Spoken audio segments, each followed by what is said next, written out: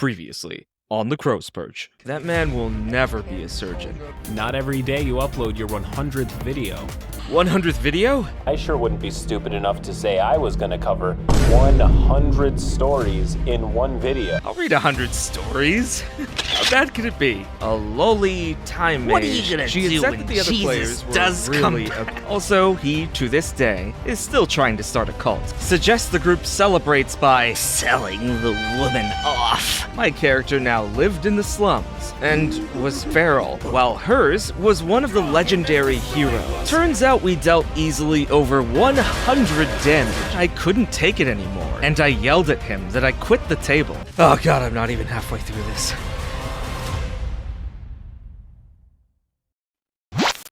Oh hey there, didn't see ya. Crow from another dimension here. You see, just as I was about to skedaddle on over to the dimension with all the tastiest banana peels a crow could want, I noticed that all of my data in this dimension isn't protected by a VPN. Could you imagine if over 8 hours of horror stories suddenly got lost because I accidentally clicked on a website that promised free Talon pics? And so I went ahead and decided to install Surfshark. Tired of that awkward situation where after creating a profile in your favorite bird-themed social media app, where it turns out your data has been being sold?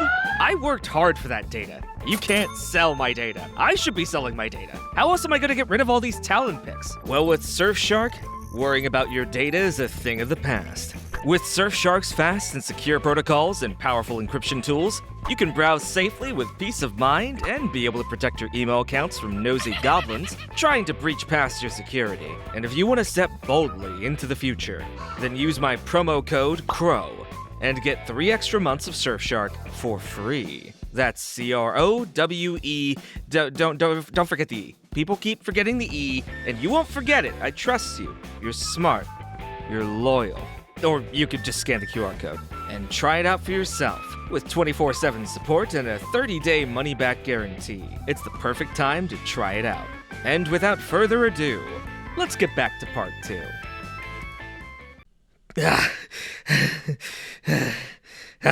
Oh god, I'm not even halfway through this. You gotta be kidding me. Why the hell did I agree to read 100 stories? That damn crab knew, didn't he? Is that why he called to congratulate me? This was all set up. There has to be a way. Some way I can get out. Wait! I have an idea. Larry, buddy, you gonna get that? Would it kill you to say please? Oh, I'm so sorry, Larry. I didn't realize that you were the one trying to feed 4 locos to the Wendigo we trapped in my basement in case the ATF showed up again. Oh, we? Well, yeah, I mean, I did all the real work, so I'm being pretty generous with the word we. You used me as bait. You told me he was a vegetarian and he almost bit off my head. Okay, yeah, but I was like 20% sure that it was gonna grow back. Are you kidding me? Well? This is the den of the Drake. Other dragons hoard gold, we hoard internet. Drake, I need your help. Oh, God. Drake's not here at the moment, Crow. He's, busy. Look, Jerry, I'm in over my head over here. I'm gonna need Drake's help. It's, Larry. I made a mistake. I have 100 stories to go through, and unless I get him to read some, or, I don't know, ship them off to be narrated by a kobold sweatshop in Icefire Peak, then I'm screwed, okay? Do you get that, Carrie? Uh-huh. Screwed, you said, huh? Yeah, exactly. Look, Barry, just get him over here, okay? Hey, Crow! You remember a while back when Drake stranded me on the moon, and instead of calling for help, you read off an ad? Harry, I don't know what you're talking about. Good thing I always carry a spare elephant tranquilizer on me in case of emergencies. So who called? Must have been a wrong number. Doubt it. Probably those Pinkertons again looking for where I hid the Magic the Gathering cards. Hey, Larry! Would you mind cleaning the place up? Really appreciate it, buddy. Stupid dragon, stupid bird, stupid Wendigo. I don't get paid enough for this crap. Hey, wait a minute. Now that I think about it, I don't get paid at all, actually. Fuck! Okay, calm down. It's not so bad. It's not so bad. We only have... Oh no. Okay. Come on. Bird up. You can do this. Let's gather up a murder and dive into our next story. So a while back, I was part of this year-long 5e campaign with a group of friends. We were stoked to embark on an epic adventure, man. But little did we know, we were about to encounter a player who would turn our game into a bizarre Death Grips nightmare. This player, let's call him MC Ride, because that's what he insisted on being called, was obsessed with the band Death Grips to a whole other level. From the get-go, he made it clear that his character, a noble bard, was the embodiment of Death Grips' lyrics and persona. I mean, he even introduced himself by saying, "I'm a noble, so you can call me the Lord MC Ride, bitch." Yeah, it was as cringe as it sounds. Now, in social situations, both in and out of character, MC Ride would interject Death Grips lyrics randomly, always at an aggressively loud volume. Picture this. We're negotiating with a group of king's nobles, trying to find a diplomatic solution with the king, and out of nowhere, MC Ride blurts out, "F*** a man with hips for Hulu." If the case was to make this guy seem cringe, I don't know, man. I kinda like this guy so far. We all stared at him in disbelief, wondering what the hell just happened. It was like a train wreck. You couldn't look away, but it didn't stop there. As a bard, when MC Ride attempted to be charismatic, or even when he played music, he'd start yelling obscenities like, "I f*** the music, I make it come." I kid you not, this guy was dead serious about it. It was a cringe fest that would make even the most seasoned RPG players question their life choices. As the campaign progressed, and every bardic inspiration given, being accompanied by something like, "I light my torch and burn it, I am the beast I worship," except the dude is actually screaming into his mic. We all tried to talk to MC Ride, explaining that his constant interjections were disruptive and making everyone uncomfortable, but he just brushed it off, being super serious and claiming it was all part of his character's authenticity. It was like dealing with a brick wall, except this brick wall was angrily screaming Death Grips lyrics in your face. Eventually, this became too much for the rest of us, and we decided to end the campaign prematurely. We couldn't take MC Ride's incessant Death Grips obsessions any longer. The game was supposed to be an immersive experience, not a cringe-inducing concert of inappropriate lyrics and aggressive, awkward role-playing moments. May your future RPG adventures be free from such horrors, and may the dice forever roll in your favor. Stay safe out there, and remember, not every bard needs to make the music come. TLDR. Had a year-long RPG campaign disrupted by a player obsessed with Death Grips, constantly interjected lyrics and yelled obscenities in and out of character. Cringe levels reached astronomical heights, leading to premature campaign termination. I sincerely hope he just blasted guillotine into the mic whenever he casted Toll the Dead. It goes, D12. Oh, a 10, that's pretty good. TLDR. Two players really wanted to ERP, erotic roleplay, with each other. DM shut that down, and we were accused of bullying one of them. Cast: Alex. First horny player, Barry. Second horny player, Cleo. IRL friend of Barry. Dan. Has no bearing on the story, to be honest. He was just there. Myself. Getting to know you. We met in a Facebook group and migrated to a Discord. Everyone all seemed to vibe pretty well in and out of game. Someone specifically requested to be the DM. They'd like to play in some one-shots, but they had a homebrew idea. Last summer, we started with a one-shot to lead into the homebrew, and it went well. We did a session 0 before the longer campaign, and went over like the hard passes. An RPG checklist. One player, Alex, was a hard no for in-character romance with their characters. Okay, that's fine. We were all in agreement on a fade to black, if anyone else was down to clown. A few sessions in, we added a new player, Barry. We went back over the checklist again, nothing had changed. Things were great.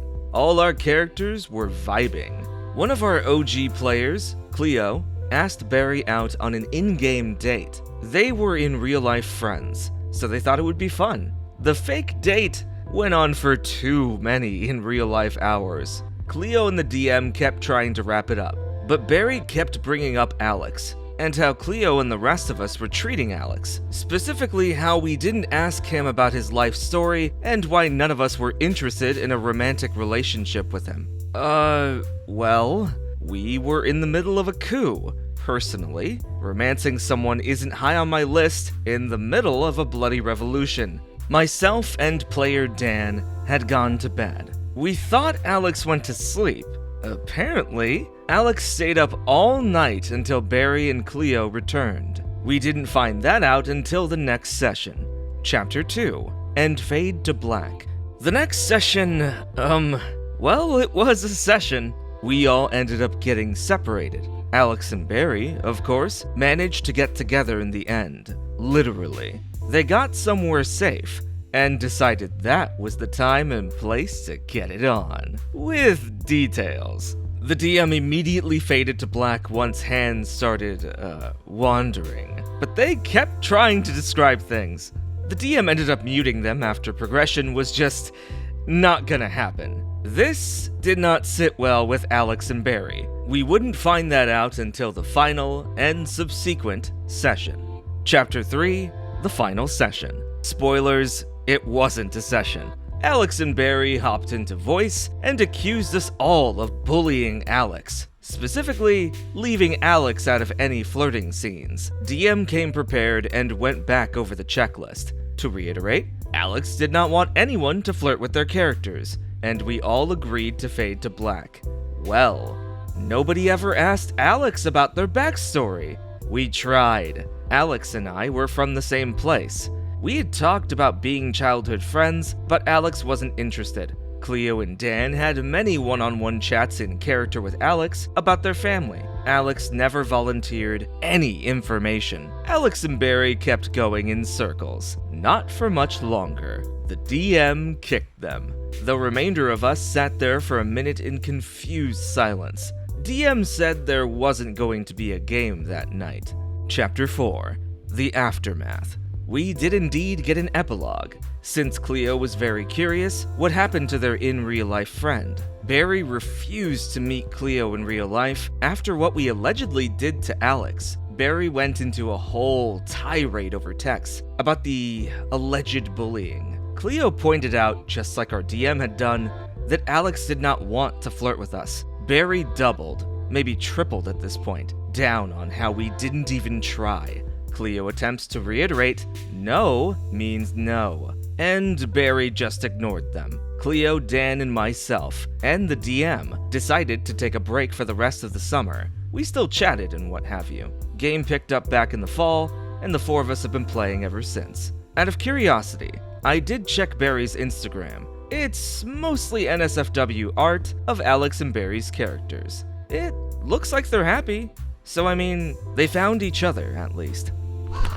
I'm glad two homies found a way to share their goodnight kiss. It's a shame the rest of the party were forced to watch the rest of what they did that night, but hey, as the OP said, at least they found each other.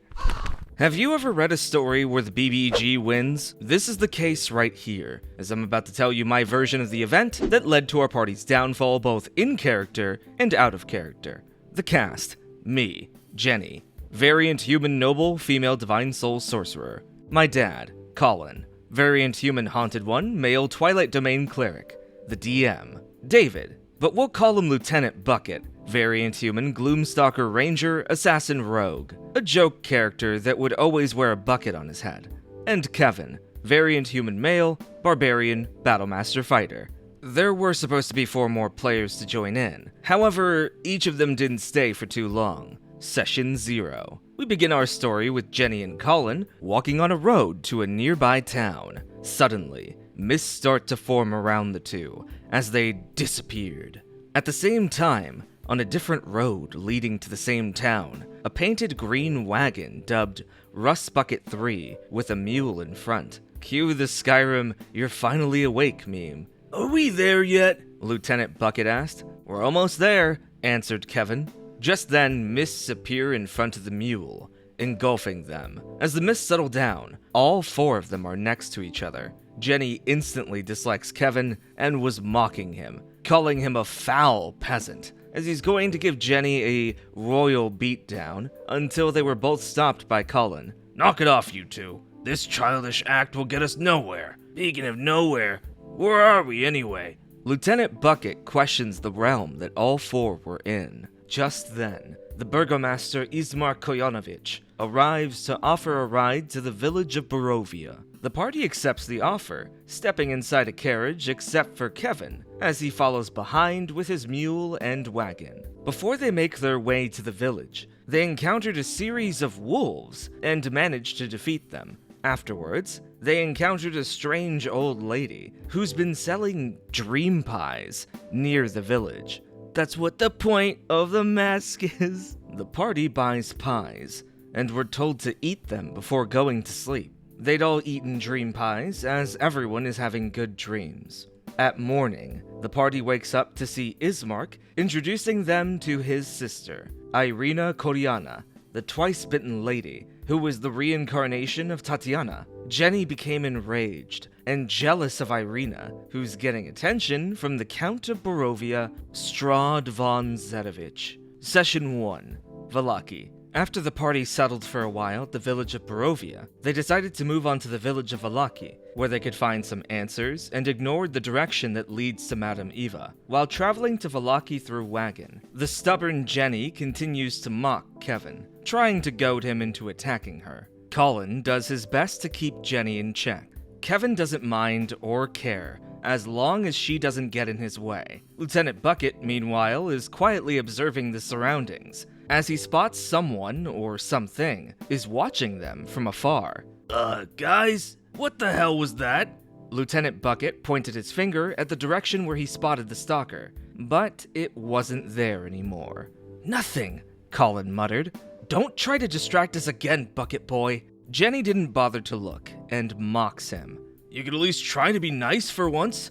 You're starting to become an annoyance, Kevin said while focusing on driving. Jenny was about to say something back at Kevin, until Colin shuts her up by covering her mouth with his hand, ending the conversation momentarily. After entering Valaki, the party went to a church of St. Andral, as they'd met with Father Lucian Petrovich, who tells them to go find the stolen enchanted bones. The gravedigger tells the party that the coffin maker had the bones they're looking for. After breaking into the coffin maker's shop, the party discovers that the coffins he made had each 4 of the party members' names written in stone. The coffin maker tries to ambush the intruders, but was easily beaten into submission, as Jenny drags the coffin maker into a private conversation away from the others. You're not gonna kill me?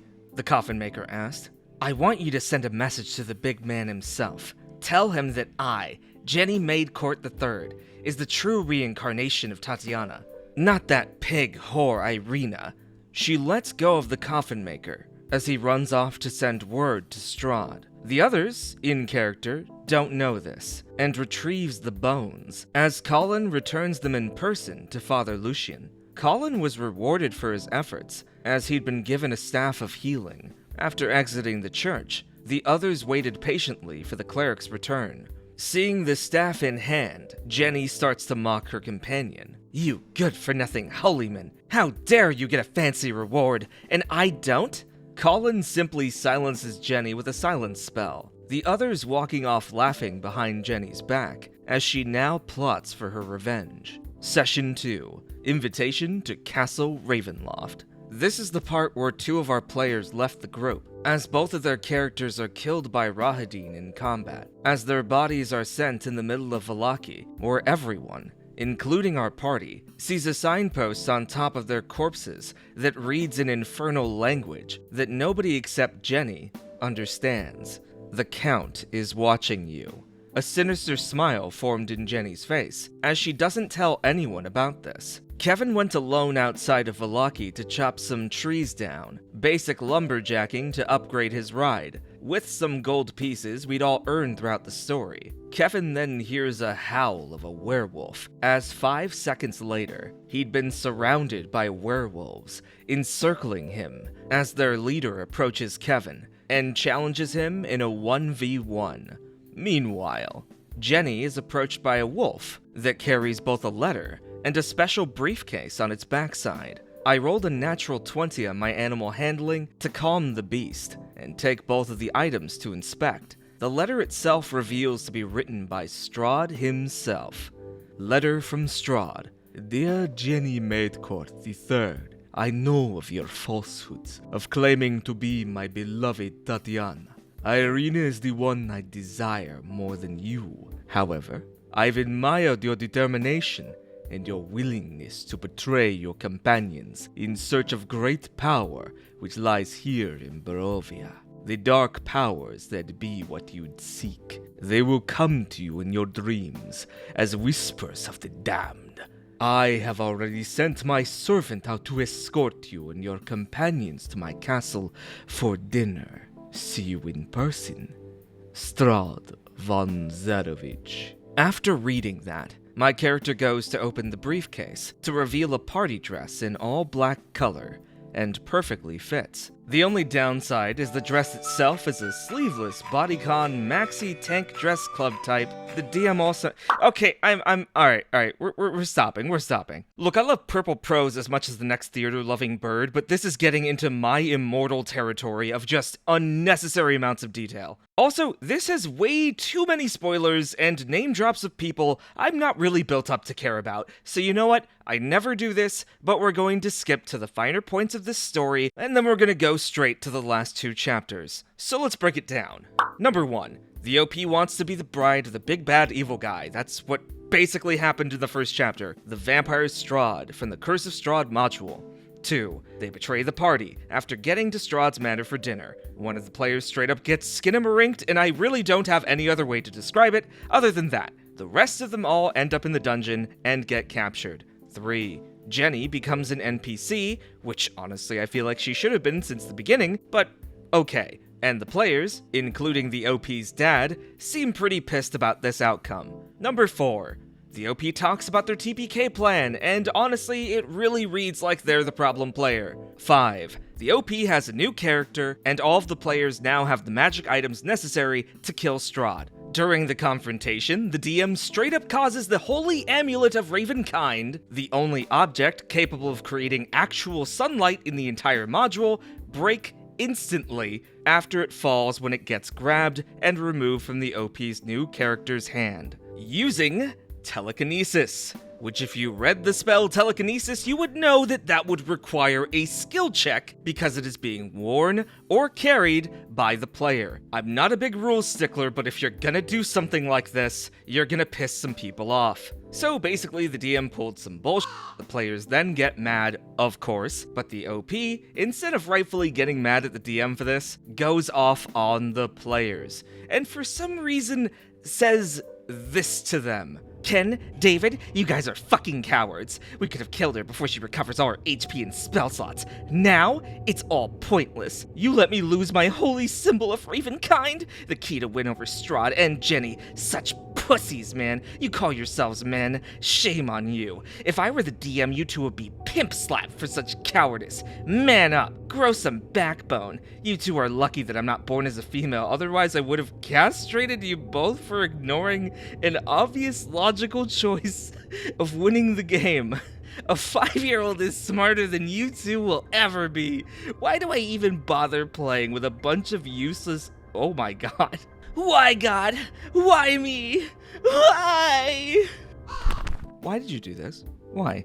Obviously, this is not okay. Why the hell did you say this to them? I shouldn't have to tell you not to talk to your players or your friends like this. I can't possibly see you as being in the right after this. So, the vampire spawn get killed, Jenny gets away, the players, aside from the OP, agree that they're not going to give chase, and I am 1000% sure everybody is pissed off. So we're going to pick up to right after this moment and continue the story from here. I'm not too stupid to insult my dad. Honor thy father. Ken and David were taken aback from my sudden rant of venting my frustration of the situation. Everyone in the wider group we were in had always seen me as fun player with autism who always remains calm under bad circumstances. As of tonight, the two saw the bad side of me. I hear my dad coming to my room as I'm typing in a quick apology. Direct messages to the offended party. I spent 2 hours arguing with my dad back and forth on my angry rant at 10 p.m. Afterwards, went to bed with tears in my eyes, sleeping in great sadness, for my words brought pain not just to Ken and David, but to myself and my dad. 1 week later, me and my dad reconcile. Session 7, the finale, Ruination. Next week came by, as my dad was unable to attend due to disagreements between me and him. One of the former players, Martin, asks if I'm feeling alright since he's been informed of what happened after he left. Me, I took a chill pill. Sorry for me shouting at you, Ken and David. You guys didn't deserve it. We're cool? David, it's okay, Johnny. Ken, said nothing, just glaring at the webcam. Martin, you guys want to continue? Johnny's father refused to come play with us. Me, did he tell you why? Martin, no. Do you? Me, yes. It's because we were having disagreements last week. It started after Martin left. As I recalled, you all wanted to go back visiting Madame Ava rather than chasing down and possibly put an end to Jenny to increase our chances of winning against Strahd. David, crap. I was wrong to vote against you, buddy. Ken, I don't, and I'm standing by my decision. Probably your dad shared my sentiment. Me, why leave when we could have had her cornered and killed? My dad never gave me a straight answer. Will you tell me why, Ken? Ken, I'm not going to bother giving you my answer. Me, okay, well, you. I left the group call, but not before hearing and seeing the reactions on my final say to Ken. Martin, whoa, what the fuck, Johnny? David, bro, not cool, dude. Ken, your loss.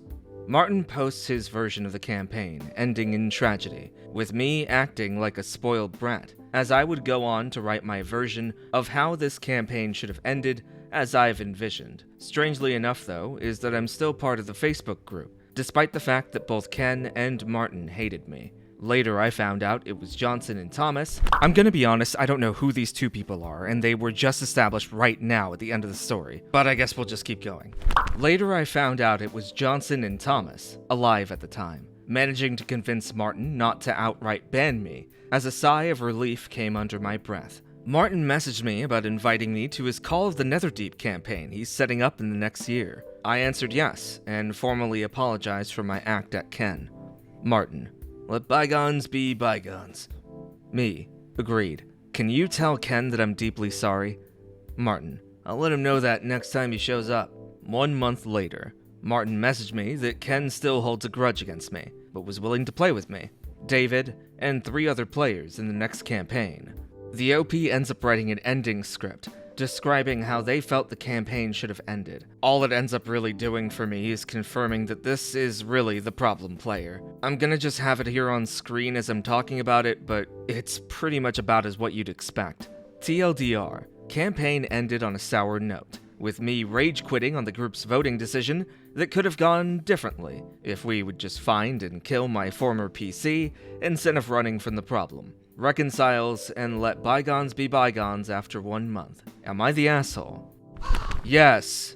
Yes, you were. Look, I truly hope that you reflect on how you acted in this campaign, and never do anything like this going forward. You designed an entire character for the sole intention of betraying your party, and no one else seemed into it but you and, I guess, your DM. Your fellow players have the forgiveness of saints, and it is a miracle that you weren't booted for your behavior. The way you conducted yourself in this story, in so many tables, is not acceptable, and I have genuine concern that you seem to put more emphasis on your anger being justified, when it definitely was not. I probably got a million names wrong, and I'm pretty sure I called Martin one of the players instead of the DM at one point, but there are just way too many fucking characters in this story, and we are just moving on now. I DM'd once for a horny bard that just wouldn't quit, and it was not fun for me. Instead of writing some long post detailing the entire length of my short and grueling campaign, thank you, I'm just going to talk about what made the whole length of the campaign awkward. Verity, the tiefling bard. The party midway through the campaign shocked me by joining up with my BBEG, which was totally awesome, by the way. However, To prove themselves to the big bad, they needed to do a job for him. They needed to track down a band of troublesome defectors and kill them all. You know, the usual kill quest. However, the BBEG didn't entirely have reason to trust the party yet, so he assigned his lieutenant, a gnoll barbarian, to assist and keep tabs on the party. The bard was instantly attracted to this gnoll, like you wouldn't believe, despite her character being married and a mother, and the player's real-life husband playing the party's paladin. Verity wanted to bang this gnoll. No, she needed to bang this gnoll. This would be the player's priority until the campaign ended. The bard was making move after move on this gnoll. Every chance she had, it would not stop. The very plot of the campaign was lost to Verity. The party was stranded on the cursed island of GTFO, and that no longer mattered to her, because they were stranded together, possibly forever, which was bad for me now. I'm not locked in here with you. You're locked in here with me! I wanted the campaign stakes to be high, but I'm the DM. The stakes shouldn't be weighted against me like this. Eventually, the party finds the defectors and combat begins. Things went horribly, and if it hadn't been for the gnoll tanking hits for the party, it was looking like a TPK. The sorcerer died and was eaten alive by a giant hyena. To make combat easier, with the hopes of avoiding the imminent TPK, I had 2 of the defectors flee from combat. But what was going to save the party was the other 2 players agreeing to retreat. Good idea. What went wrong, though? The bard wanted to dash to the far end of the room and loot the 3 chests I had described. You know, the exact opposite of retreating. Here is the literal definition of the word retreat, copy-pasted if you were wondering. Inactive moving back or withdrawing. There it is! And wouldn't you know, the bard picks the middle chest. The middle chest was a mimic I had put there to surprise the party after the fight. The time you should be looting, not before. I sigh. I pause for a moment, then describe the chest bearing teeth and biting down on the bard's forearms, with only 2 hit points remaining. Luckily, through the combined effort of the gnoll and paladin, they were able to separate the 2, and the bard succeeded on her death saves. I described one of the gnoll defectors mounting one of the giant hyenas and whoa, stop! I hear. Mount? Yeah, as in mount a horse? Or summon your mount in an MMORPG? This is what any normal person would have thought when you say mount. My players thought I was describing an open sex act. If you couldn't tell by this, my players aren't normal people. After clearing this up, this shouldn't have been a thing, I described the enemy gnoll riding away. This is a retreat. This needed to be said. Fortunately, the paladin and gnoll were able to knock him off his mount and finish the job. Afterwards, the party looted the room and somehow lost a magic item. Yes, this is what happened. The paladin opened up chest number 1 and cast Detect Magic. I tell him the chest contained rusted -1 weapons that looked like they weren't going to help him. The paladin opens chest number 3, and it contains a few gold pieces, rubies, and a good-looking bag. The paladin ignores this loot because he doesn't want to haul it all. The party had just passed up a ruby of the war mage and a bag of holding, which could be used to haul everything. I dropped hints, which were ignored. The party leaves the body of the sorcerer, and he had the paladin's magic sword, and it's still there to this day. When the party leaves the building, the paladin tries to carry the bard, but rolls low, so the gnoll barbarian carries her. I wake up and passionately kiss him, says the bard. You are unconscious for a few hours, I respond. The next session, the bard nearly dies again. The sorcerer makes a deal with the devil and nearly kills himself again, and the job is done. I meant the job for the big bad. Verity is still on a mission to get boned. Now, you might be wondering, who is this mysterious gnoll barbarian? Is he handsome? Is he gentle? Is he even romance material? No. None of the above.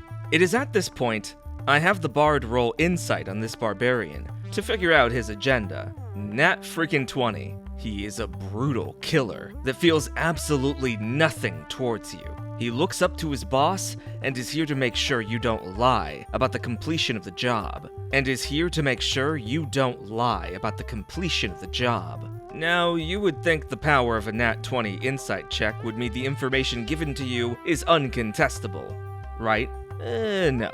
The bard's player did not believe me. You heard that right.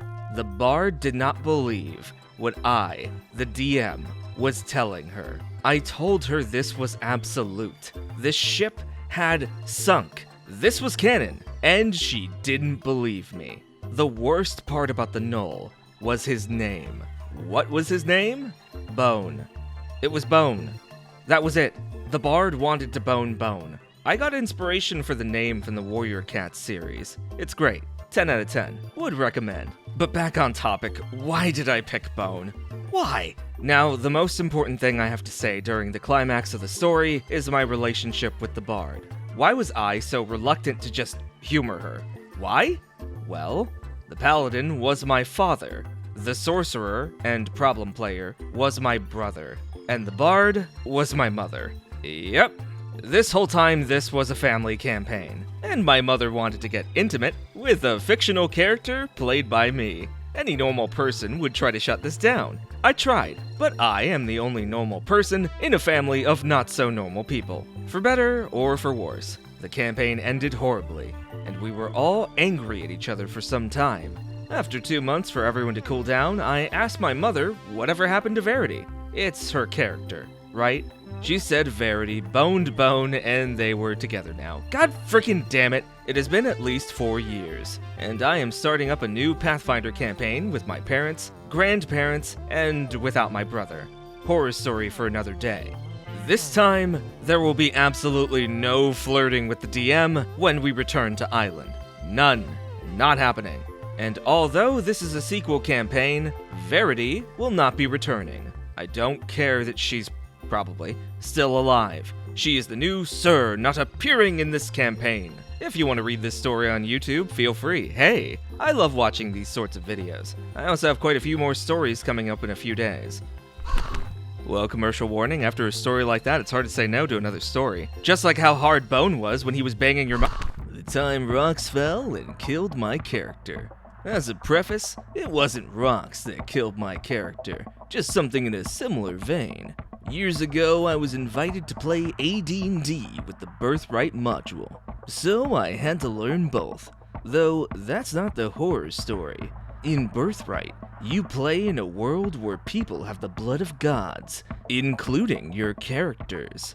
You also might rule a kingdom. The DM was upfront that he intended for this to be difficult, that our choices were going to be punished. Of course, I didn't see an issue with this. I've run, to this day, campaigns like this. Tomb of Annihilation was a fun one to run, under this punishing preface. So the first campaign ended with the party dying, and that was cool. It was our choices that led to our downfall. We were captured and put on a ship to be sold off when a kraken attacked. This gave us time to free ourselves. The intention was for us to help the pirates and befriend them as a result. But like any player, we had our own plans. Me and another player were playing halfling brothers. Halflings in this world are from the Shadow Realm originally, and we decided to use our ability to teleport ourselves and the other 2 players to the Shadow Realm. We escaped the Kraken and our captors. The Shadow Realm in this campaign allowed us to see the mortal realm, but we also travel it, much like the Nether in Minecraft. We planned on getting over land and going back. Instead, we got an encounter, and the other 2 players died, having no other choice. Me and my halfling brother hopped back to the mortal realm, and found ourselves in the hands of a genie. Long story short, we convinced her to help us get home. But when we tried to convince her to help with food, she made us fetch it. This led to our deaths at the many tentacles of a giant octopus. Though we almost won. The above is important because it set up that yes, this was going to be hard, but it was our choices that led to this outcome. It felt justified, cool, hard, and possible. We jump to our next campaign and roll up new characters in this world. I honestly can't recall what everyone picked. I know I was a goblin, and another player was a wizard. We roll our god powers, and the wizard rolls the highest under the sun god, while I roll the lowest under this evil god.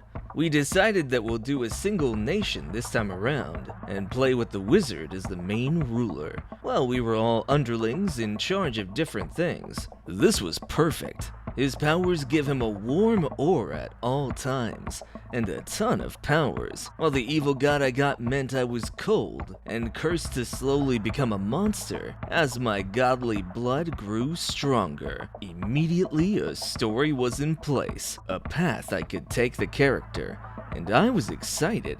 The DM dashed that immediately. After the first month of the city phase, we get random events rolled, and the DM rolls an assassination attempt on my goblin. Instead of being reasonable, or making it hard but possible, the DM decided to roll for everything about this attempt on my character's life. I expected limitations, a challenge, something fun.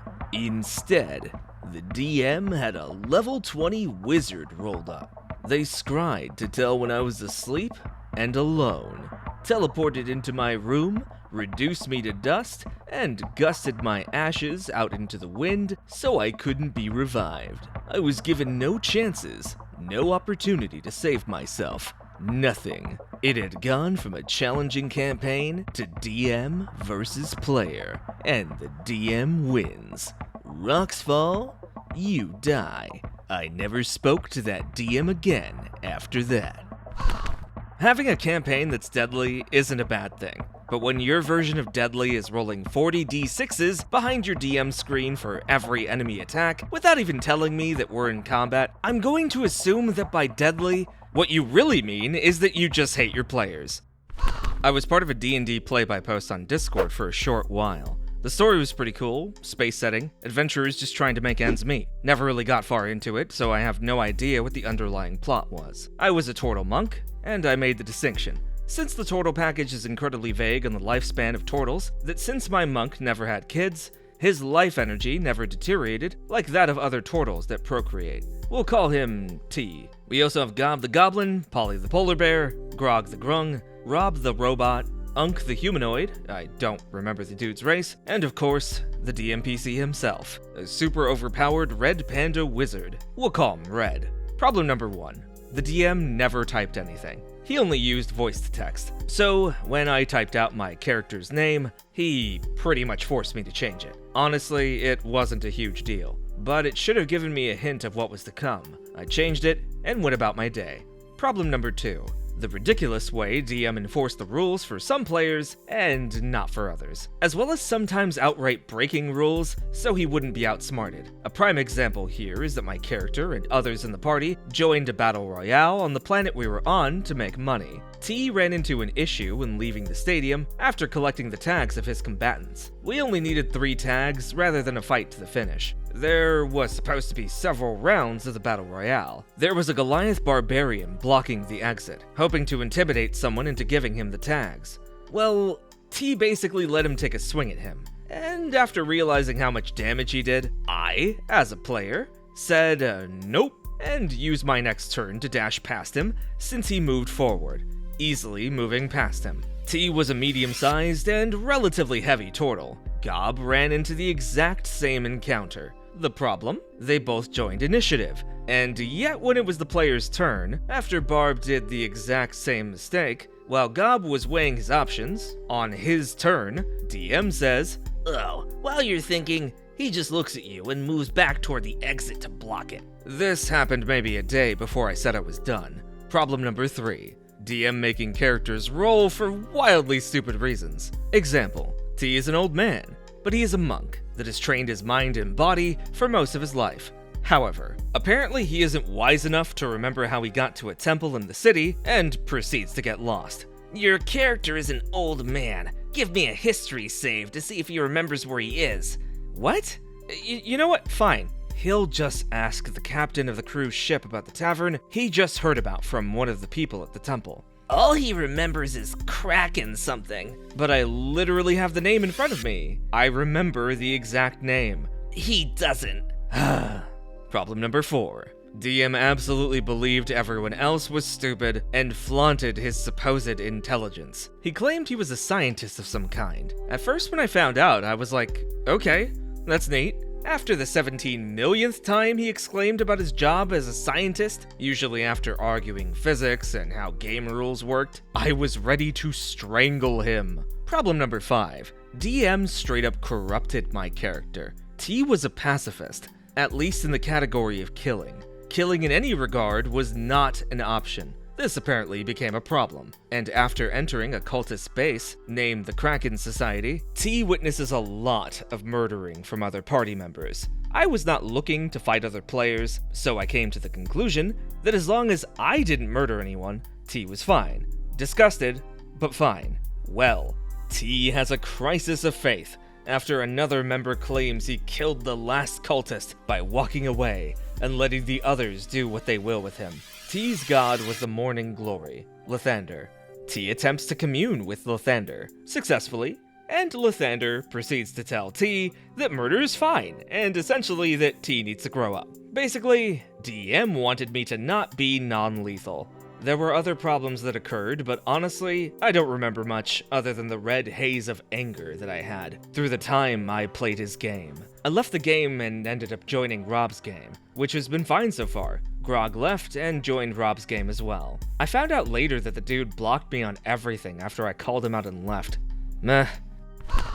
Finally, a Master Oogway turtle done right. Look, I don't know what the hell this DM was on about. Just because you're playing an old character doesn't mean your character has dementia. You're an adventurer. If your character can remember everything that's in your Explorer's pack, then I'm pretty sure your character should remember the tavern he was just told about 5 minutes ago. What, does he expect you to be running through the dungeon pressing your life alert? Help, I've fallen, and I can't escape Undermountain. Seeing as my last post about a particularly horny bard and a null blew up, I have decided to write a sequel story about the true problem player of my campaign, my brother, the sorcerer. This story will be more bullet points, because the last time I tried to write this story, I ended up writing a long recap about my entire campaign, and no one wants to read that. Let's keep the horror relevant. Twice he tried to split the party, with the intent they would never rejoin the party. He wanted to finish up the entire plot of the campaign solo and claim all the rewards for himself. He once randomly decided mid-session he would leave to go start up a Destiny raid without telling anyone. Oh, don't worry guys, I'll just do a quick run of King's Fall in the background. Be back soon. Almost any time the party would come up with a plan, he would wait until the very last moment to sabotage said plan, with the intent of putting everyone in danger. He would constantly try to get NPCs into arguments, and demand I roleplay these arguments as a sort of test. Despite being a spellcaster, he would never cast spells. He would only ever fight if he could use the paladin's magic sword, despite only having 7 strength. When his character eventually died, eaten alive by a giant hyena, he threatened to quit if he wasn't resurrected. After I let him make a deal with the devil to bring his character back, he decided he no longer wanted to play his character anymore, and instead wanted to play as Greg Heffley from Diary of a Wimpy Kid. When I did not allow this, he proceeded to fake amnesia for the rest of the campaign. When his character caught a leech on his leg, he insisted he should be able to burn it off with burning hands. When I reminded him that spell was a magic flamethrower, he said none of it is real, and he was casting it anyways, burning his junk off in the process. And finally, when the party joined up with the BBEG, he decided he wanted to burn down his wooden fort and say the party did it. When I asked him for his reason in character, he said, "I have none. I'm just bored. Stop railroading me." And that is it. I know this story wasn't well written or funny like the last story. I tried, but I just went on a tangent that wasn't fun to read, so I just wrote what was relevant. Brevity is the soul of wit and all that jazz, but God, your brother sounds like the worst player ever. I think giving him a story with about as much care as he put into your campaign is honestly kinda fitting. I haven't played since 3.5. Got a few friends who want to play, but last time I had a bad experience. Is there a chill/stoner, straight, classical liberal groups here? Last group I tried, I didn't get past the 15-minute of a lecture on save spaces, trigger warnings, and ideology, before being angrily kicked out by the authoritarian DM when simply questioning what the fuck is this? Introduction or indoctrination? I'm looking through this group and the people in it. Is D&D gay now? I'm not sure I could keep up with that level of charisma. P.S. Also interested in Warhammer roleplay. I really admire how you managed to fit so many red flags into a handful of sentences. I almost got a bingo. What is this, Jordan Peterson's D&D application? I have delved into the dungeon, but I have not found the dragon of chaos. Clean your chainmail if you want to keep your AC, bucko. This one is a glory session, and a perfect example how a GM sometimes just has to roll with the party, passing with flying colors. So, to set the stage, we have a Tabaxi monk, Turtle cleric, Minotaur barbarian, Tiefling paladin, and the DM, who is yours truly. I was fairly new to DMing at the time, and was working in my own homebrew setting. The party owned a tavern in their home city, and mainly operated out of it, so I had them hire several employees to run the place. The party had just returned from helping a local unicorn kill a rogue mind flayer that was hiding in his grove. The party was around level 6 at this point, and I had the perfect idea to shake things up. Originally, I had set up some trouble with pirates in a session way back when they were level 3, and I wanted to bring that storyline back to the forefront. So I devised a combat session inspired by the opening of Final Fantasy IX. During a festival, a secret flying ship would be docked in the harbor and put on a play. Hired pirates would then jump out of the ship and crowd, put the party asleep, and kidnap an NPC they recently hired. They would then have to rescue her and fight some pirates and those who had paid a handsome price to kidnap the NPC. This did not go to plan. The party gathered for the festival, and I ran the session as more of a lighthearted affair. There were contests, NPC interactions, and fun all round. Eventually, everyone made it to the play for the night's big performance, where my pirates struck, jumping out of the crowd and ship. They began to use sleeping darts on the party, and had some of the worst aim imaginable. Worse still, when they did hit, the party would save against the poison. But that's okay, because even as my pirates were taken out one by one, I had a trump card. From stage left, enter my Kenku wizard, leader of this particular band, with a special stick of sleeping. In my foolishness, I thought this would be enough to take down the party. Yet again, I was wrong. I rolled very poorly on my sleep spell, only downing the paladin. But not all hope is lost, for, you see, this wizard was wearing wings of flying, so the party had no real way to get to her, so long as I can get to her next turn. You can throw my character, the monk's player says to the barbarian's player, and my plans are dashed. The monk holds an action, and the barbarian rolls strength to launch the tabaxi at the wizard, rolling a nat 20 in the process. The monk is catapulted in a perfect arc, allowing him to attack the wizard. 18 to hit, and my wizard can only shield up to a 16 AC. So it hits, and stunning strike is applied. One failed con save later, and my wizard's wings are clipped. From there, the party pounces, and a crit from the cleric with a sword of life-stealing essentially ends the combat. Not wanting my level 6 players to have a flying ship quite yet, I have the remaining crew abandon their leader and fly away. Eventually, the party would get back to dealing with the pirates at a later time, but for the moment, my plans were dashed in an absolutely glorious way.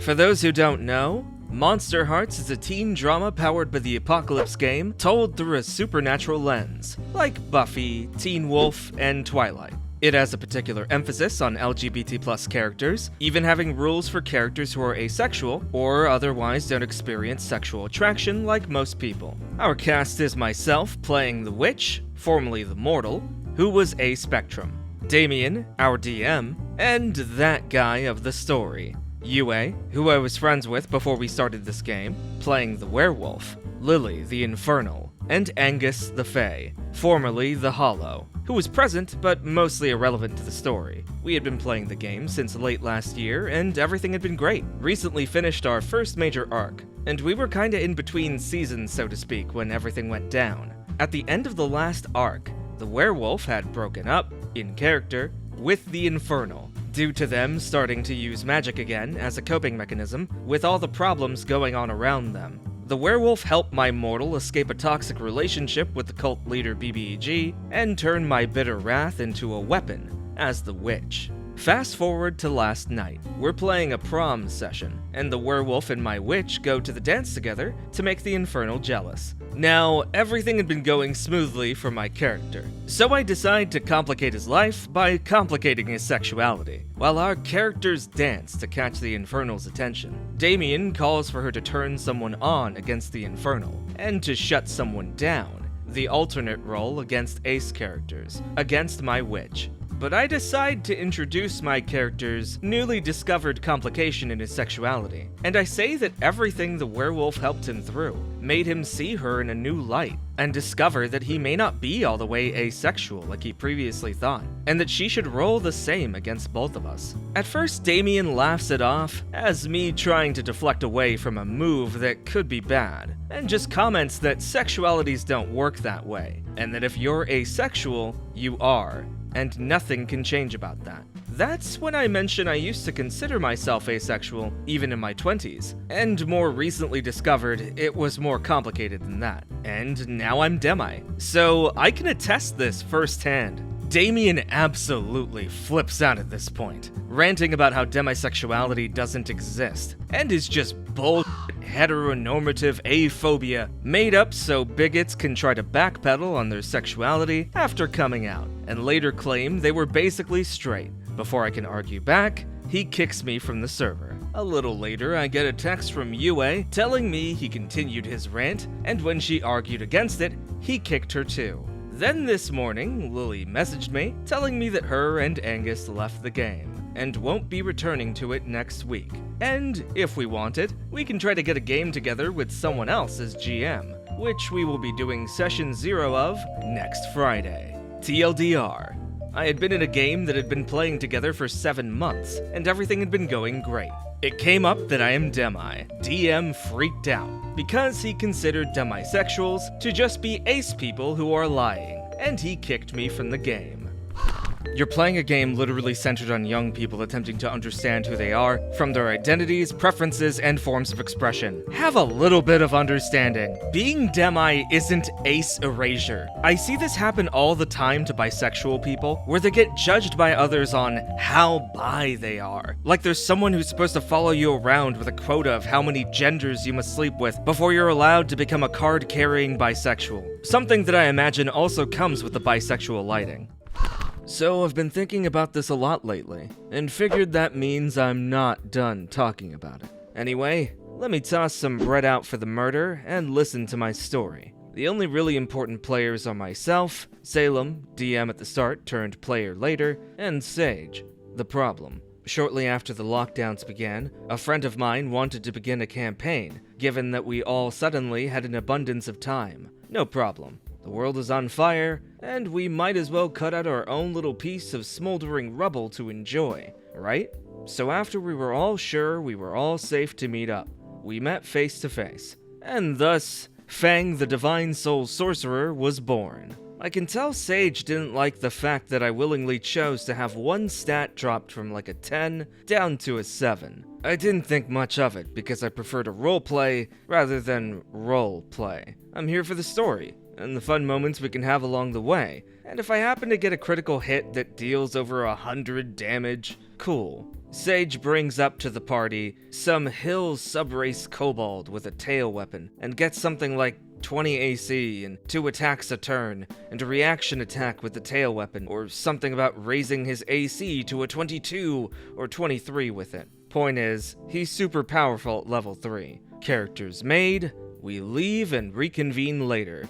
In the first session, Salem describes how we were brought to a town to deal with a werewolf problem. It took no time at all for my decent wisdom, low intelligence character to piece together that this werewolf is less of an actual threat and more of a bully. Evidently, the worst they had ever done is punch somebody in the face with werewolf strength, and destroyed a statue of a travel deity. I wanted to make my character to have low intelligence and make dumb decisions, and also bone apple tea on occasion, but generally be able to vibe check people. Couple that with a tiny bit of meta-knowledge that I know Salem likes to turn preconceived notions of monsters on their head, and I figured out rather quick that this werewolf serves a similar narrative role as Papyrus from Undertale. Over-dramatic and technically capable, but harmless. Already there was some friction between my character and Sage's, but I figured that that was just it. In character. So when the werewolf finally showed up, the combination of Divine Smite and Guiding Bolt brought this unmodified werewolf to his knees, within 1 turn. Again, my character understood that this was just a bully, and now they are gravely injured. I wanted there to be some shenanigans, and had my character accidentally use Healing Word when somebody said something about the good word. And for fun, I rolled, and it landed on the werewolf. They were an absolute non-threat by this point, and were being held in my character's arms. Many laughs were had, and overall it was a fun and hilarious encounter, even though it was very, very short. Now imagine my surprise when Sage's character tells mine to go away, tells mine that I should leave, or I will face their blade. It was so out of left field that I didn't know what else to do other than hold my ground in character. So I did.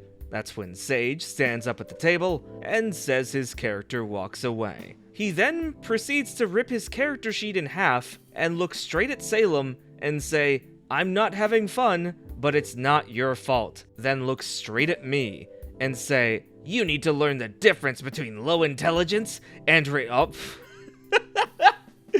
So many problem players, they just go here, don't they? We hate to see it. Then he went outside to smoke. This was only made more awkward by the fact that I had carpooled with Sage and his girlfriend. I have never had a more quiet car ride in my life. As much as I'd like to say that this was an eye-opening experience, and I immediately knew that I wasn't going to get along with this person and so I dipped, or that Sage would later realize this behavior is unacceptable at a table of near-complete strangers and would come back to apologize, I'd be lying if I did. No. We all held out in vain hopes that things would get better. So, we kept playing.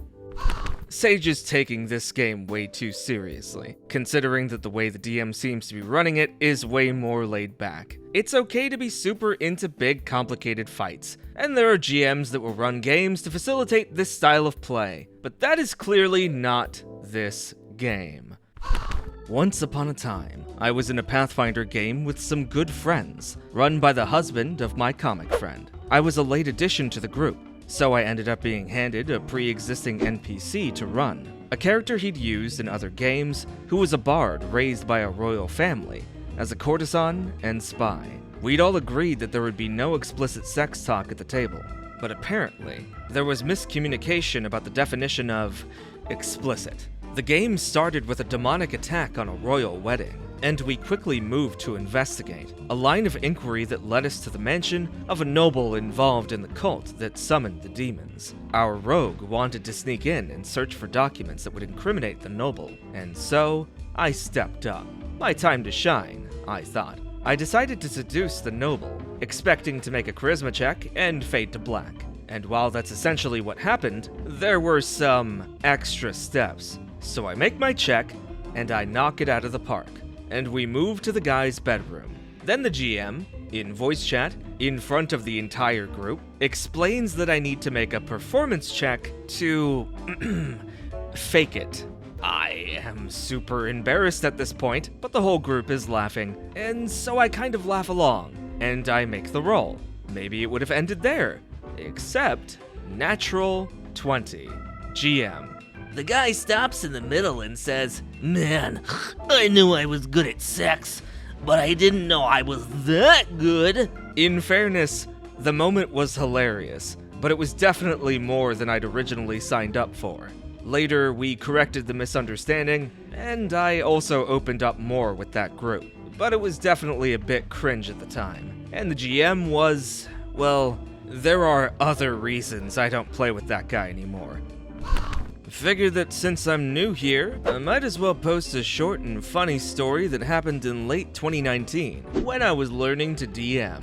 The relevant characters are Bird, Arakakra Ranger played by my boyfriend, also nicknamed Birdinator9000 by the other player, due to good dice luck, plus high hit chance, plus the Hunter subclass.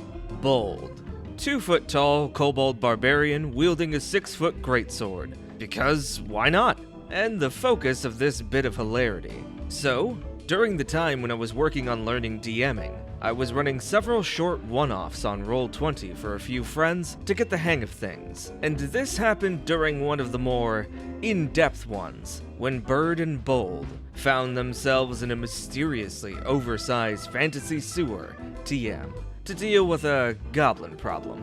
During their clearing of said dungeon, they stumbled upon a hobgoblin across the sewageway, which just so happened to be outside of reach by Bold, who had not brought ranged weapons to the one-off. Acting quick, Bird fired at the hobgoblin, doing decent damage before Bold's turn came, during which the rules misunderstanding happened. Being stuck with only his sword, and with the closest bridge over the sewageway being too far away to reach, Bold's player announced that he would use the cower and grovel feature, as he had misread it to mean that it gives nearby allies advantage on attacks against enemies, not that it makes allies have advantage on attacks against enemies near him.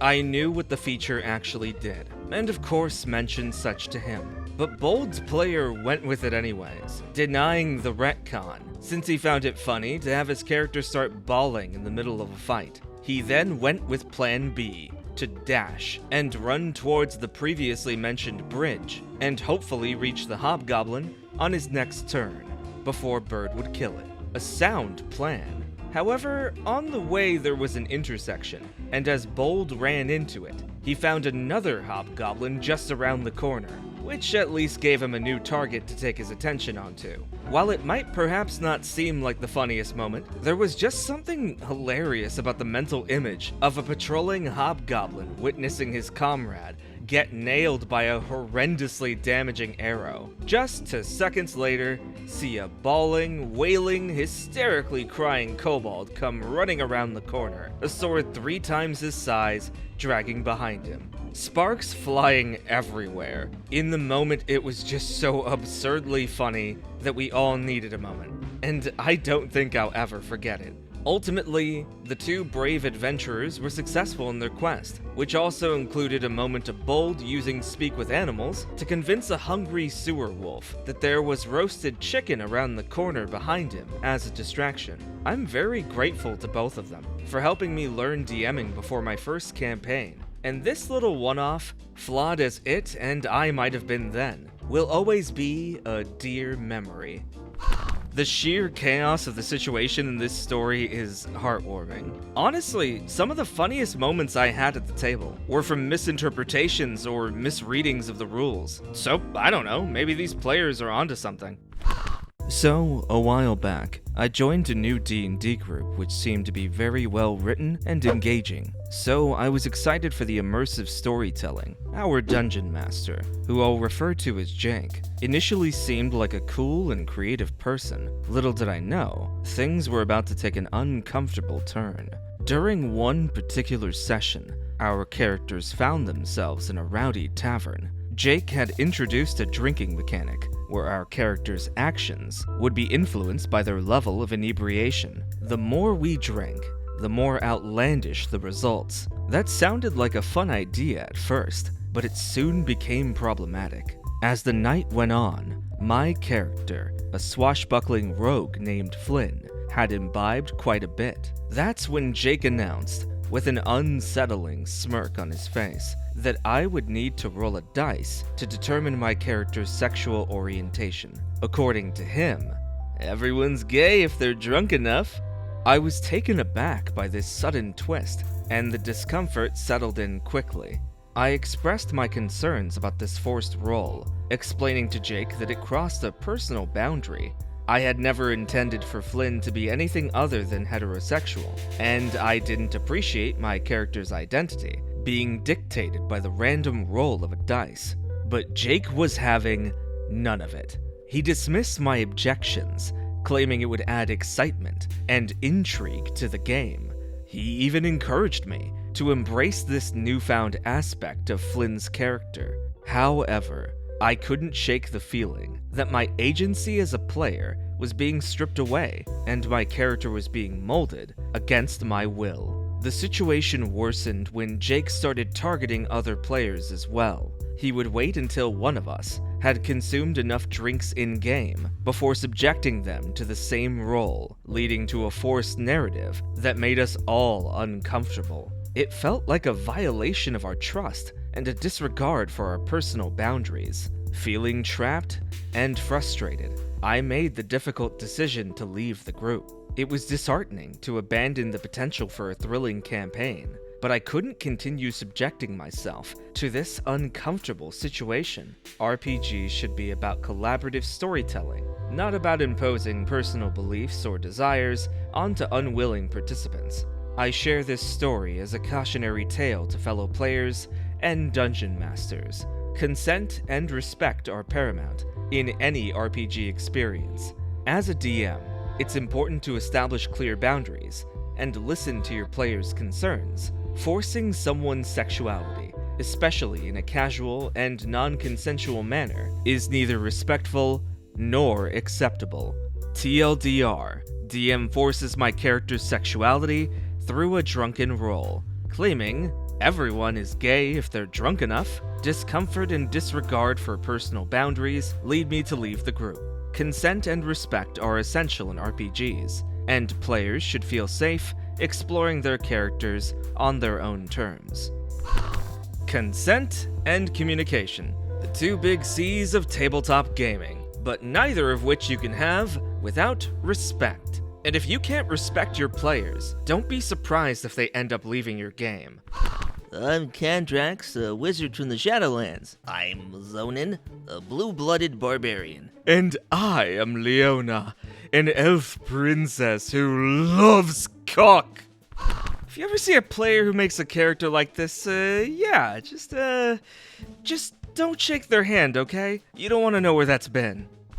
I currently have 2 giant spiders pulling a stolen cart like a chariot. I got my giant spiders by looking my DM in the eye and saying, "Get ready." I brought tarantulas. He couldn't say no, so I then went to the local alchemist and intimidated him with tarantulas and a high charisma score and the lucky trait, and got him to discount a potion of growth. I poured it on my pet tarantulas and turned them into giant spiders. I then used said giant spiders to distract a crowd while I boosted a cart off some local merchant. Now, I'm working on increasing each spider's intelligence to make them intelligent. One of them can already talk. After I stole, forgive me, I forget the item's real name, a headband of intelligence off of one of our DM's NPC characters. Then I used the talking spider, who could follow orders to help me steal a potion off of our douche of an artificer, and replace it with a potion of lust that causes them to fall in love with the first thing they see. They also have a fear of spiders. The odds of the first thing they see being a spider? High. So, your incredibly generous DM lets you do things you wouldn't otherwise be able to do, and lets you straight up PvP your other players. You think this makes you look like the good guy in this post? Look, I'm all for people coming up with creative solutions for problems, but it sounds like this guy just steamrolled over a GM that clearly hasn't played that often to know that half of what this guy is doing isn't possible. And they also don't seem to have much of a backbone to know that a player versus player encounter should be something that is mutually agreed upon. I bet the player knows both of those things, but is conveniently forgetting because he wants to ruin their game and become the main character. Wait, isn't D&D just like a video game? DM, thinking, not really, but it can be. DM, several days later. Alright, you see a mysterious hooded figure in the corner. Player, Nah, I want to go make a cult instead. DM, okay, the open world expansion costs $25. This reminds me of an asshole I met in Adventurers League. Playing AL, had a level 14 barbarian. Took me a year to get him to this point. Had decent health and an 18 AC. Party had an encounter against 3 elite guardsmen. Took them 5 rounds to kill me. Somehow, they kept rolling 19s and 20s without fail. Was about to roll my death saves when the DM pipes up. DM, if you don't want your character to die, I could forget the last hit for $20. I was appalled by this. Scolded him for trying to extort me like we're playing in a f***ing arcade game. Ended up reporting him to the organizer / owner of the shop. Shop owner didn't see a problem. F***ing Dale. Yeah, fuck you, Dale. Bet he's working at Activision Blizzard for the new Diablo game. Dale's the kind of guy to say they need to make an Overwatch 2 for the PvE mode, and then lie about it and say they can't do it. Dale's the kind of guy who looked at Deep Sight in Destiny 2 and said, how can we monetize this? And he threw 10 hours worth of grinding on a paid battle pass. We hate Dale. All my birds hate Dale. If you're watching this, Dale, your IP address is 256. When your DM might have some violence issues. And fucking bring it, you bisexual ginger bitch! I will. DM. I will make you get by a dragon with a 20-inch spiked dong, and you'll be happy about it because it's nothing compared to the rest I'll do to you. OP? I think he has a lot more going on than just anger issues. Also, Mr. DM, it's kind of weird that you keep thinking about dragon dong. 20 inches, huh? You think about every inch? You know there's a company out there that can give you the experience you're looking for if you're trying to find the exact measurements of this dragon dong you keep feasting your eyes on. Just saying. Now this is a horror story just waiting to happen. See if you can spot the red flags. From an app called mrpg. Campaign details. This is a post-apocalyptic world, but has the same soul, power, system as Bleach, and the same keto. This is a roll-heavy campaign. There is a whole system with macros, so I want experience, please. Anyways, this will be an extremely serious campaign. Doesn't mean you can't make jokes and stuff. There will be big topics explored, such as, okay, all of this is getting censored. Cussing. You put cussing in the same level as all of these? And more.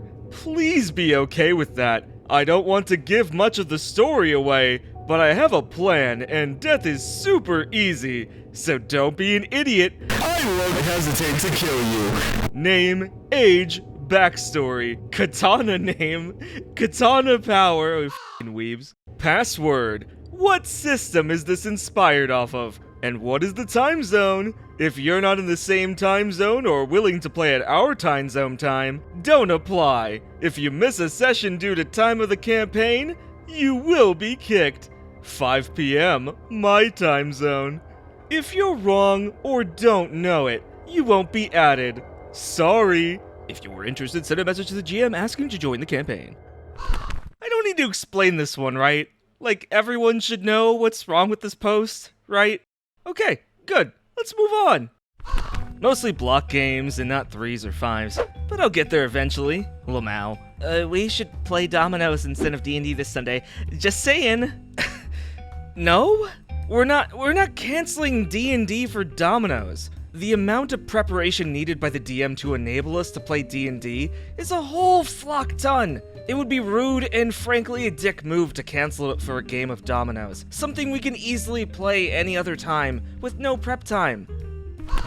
I've seen this happen, and it's annoying. There are people that say they want to play D&D with you, but what they really mean is that they just want to hang out with you, and D&D is just along for the ride. And then it turns out they really hate D&D, but they continue to show up anyway, completely disinterested in the game, and always trying to find an excuse to not play. John, if you want to hang out, just say you want to hang out. You don't lose nerd cred by not wanting to play D&D with me. It's okay if you don't like D&D, and that you want to play Uno instead. Just say you want to play Uno! Ah! DM is great, except for one thing. Mostly funny. A friend of mine is DMing Witchlight for us. We have a game every Saturday at 3 p.m. EST. Everything is fine with the sessions themselves, except our DM has a bad habit of canceling on the day, a few hours before the game. With this week's excuse being a little hilarious. Image attached of last week's cancel versus today's cancel. No game today. Hanging with grandparents. At Witchlight players. I'm sorry again. I would run, but having frequent runs to the bathroom, and in the bathroom, I'm dying. Squirtle. Yeah, those goblin fruits they sell in the Feywild really hit different, don't they? But I guess you get the same outcome in Chipotle on Taco Tuesday, wouldn't you? Content warning for sexual harassment and grooming. First time posting a story like this, so sorry if the formatting isn't exactly perfect. I am a 32-year-old female, and have been playing TTRPGs for quite a few years now, but I was also the always tragic forever DM. Friends always loved my games, and I always loved hosting them, but the fact that nobody extended the olive branch to run their own game that I can play in did get a bit frustrating over time. As you can imagine, when I first learned about Westmarch's servers, I was quite ecstatic. I was ecstatic that I could finally have an opportunity to be a player instead of a DM. They were all basically 5e servers using the Avray bot, since it was reliable and was easy to use. But I never complained.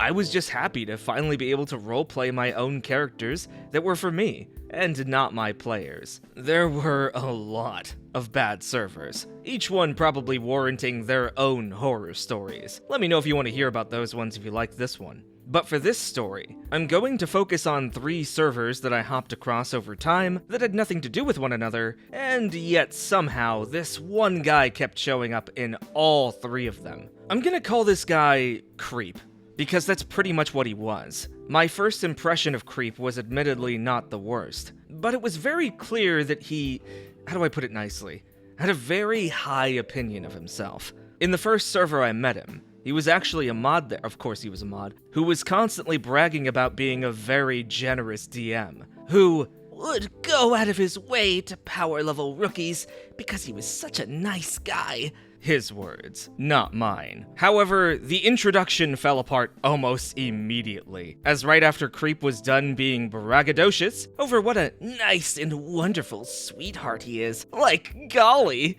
Okay, my words, not his that time. He immediately began speaking to me about very inappropriate topics of how he is very blessed beneath the undergarments, if you know what I mean, and how he is saving himself for the perfect partner that he would treat like a princess. Now, I'm not afraid to admit that I'm a very open-minded gal, and I can't tell you why, but I somehow must have rolled a nat 20 on my wisdom save, because instead of being repulsed and disgusted, I gave him the benefit of the doubt, and just remained friendly. Though I did make a point to just let him know that he was very bold to tell that to someone that he only just met. It didn't stop there. He later wanted to court me in character, probably because I didn't immediately push back against him, I guess. Like I said, I have way too much chill for my own good. I decided to just roll with it for a little while, because, fuck it.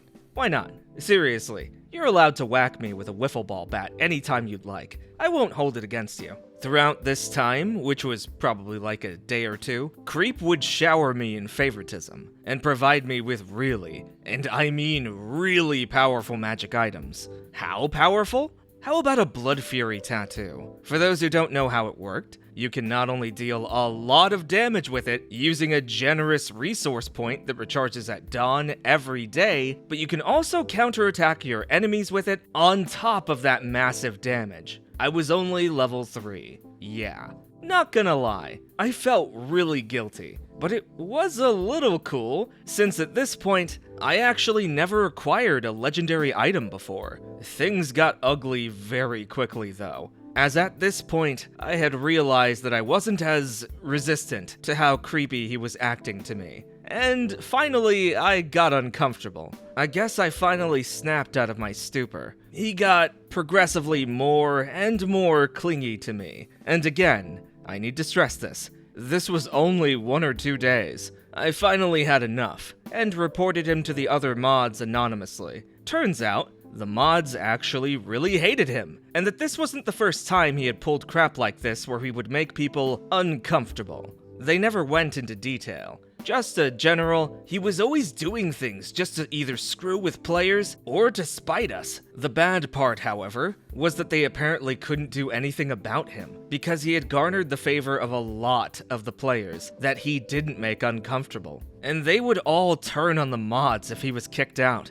Don't ask me how, but Creep found out I told the mods, and privately messaged me about it. He threw a massive tantrum. He told me how I was just like everyone else, and how I wasn't a real friend. And then, and this made me have to do a double take, he then started going off about really personal troubles, and that he was suffering, and look dude, I get it. My life isn't exactly sunshine and roses either, but seriously, you just met me. I am not your therapist. I really wish I said that to him, and told him to screw off, but you know, hindsight and all that. Unfortunately, his sob story did affect me, and I felt really bad, wanting to make it up to Creep. I told him that the characters could still be friends, but not be dating. Yes, I'm serious. You may upgrade to a wooden bat now. I won't blame you for it. He agreed. And things just kinda awkwardly went from there. Nothing else really happened after that,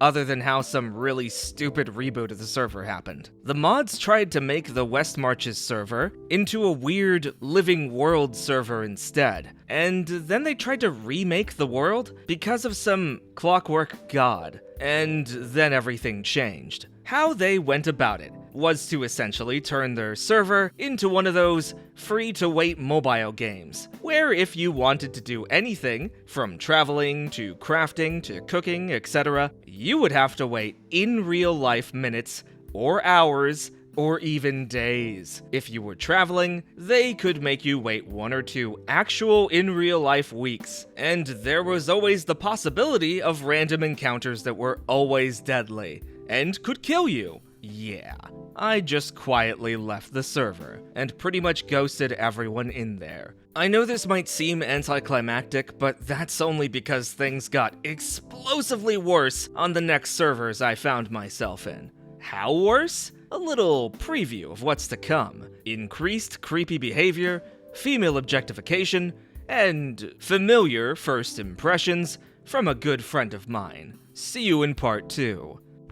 Absolute maidenless behavior. The most embarrassing thing you can do to get laid is orbit around someone who clearly isn't interested, and forcing them into becoming your therapist. I get being an open book, but if that book has a content warning for harassment, don't be surprised if some people don't make it past the synopsis. But if it can get worse, then boy howdy, I'm ready for part 2. So let's dive in. After leaving the server wannabe mobile game, I did what I always did after leaving it. Immediately look for another server. You see, while I did enjoy being in West March's servers, I also never interact with more than one of them. One is already a huge commitment as it was. Unlike traditional D&D campaign settings, most West March's servers also double as open RP spaces, where your character can freely roam and interact with other players in a persistent world. Some servers even have some side activities that you can do that either don't need to be ran by a DM or needs minimal supervision from them. If you're okay with play-by-post, these servers are perfect for bypassing schedule conflicts, because instead of trying to get a session going and somehow land it under a blue moon on Friday the 13th, where nobody is busy doing anything on that specific date and that specific time, I'm not bitter, you're bitter. In these servers, you can roleplay as much as you want, then say you're tired, and going to bed. and then immediately pick up where you left off with your RP partner. I preface this because it's going to come up in a moment. Remember when I said that I ghosted everyone on the server? Well, there was one person I made friends with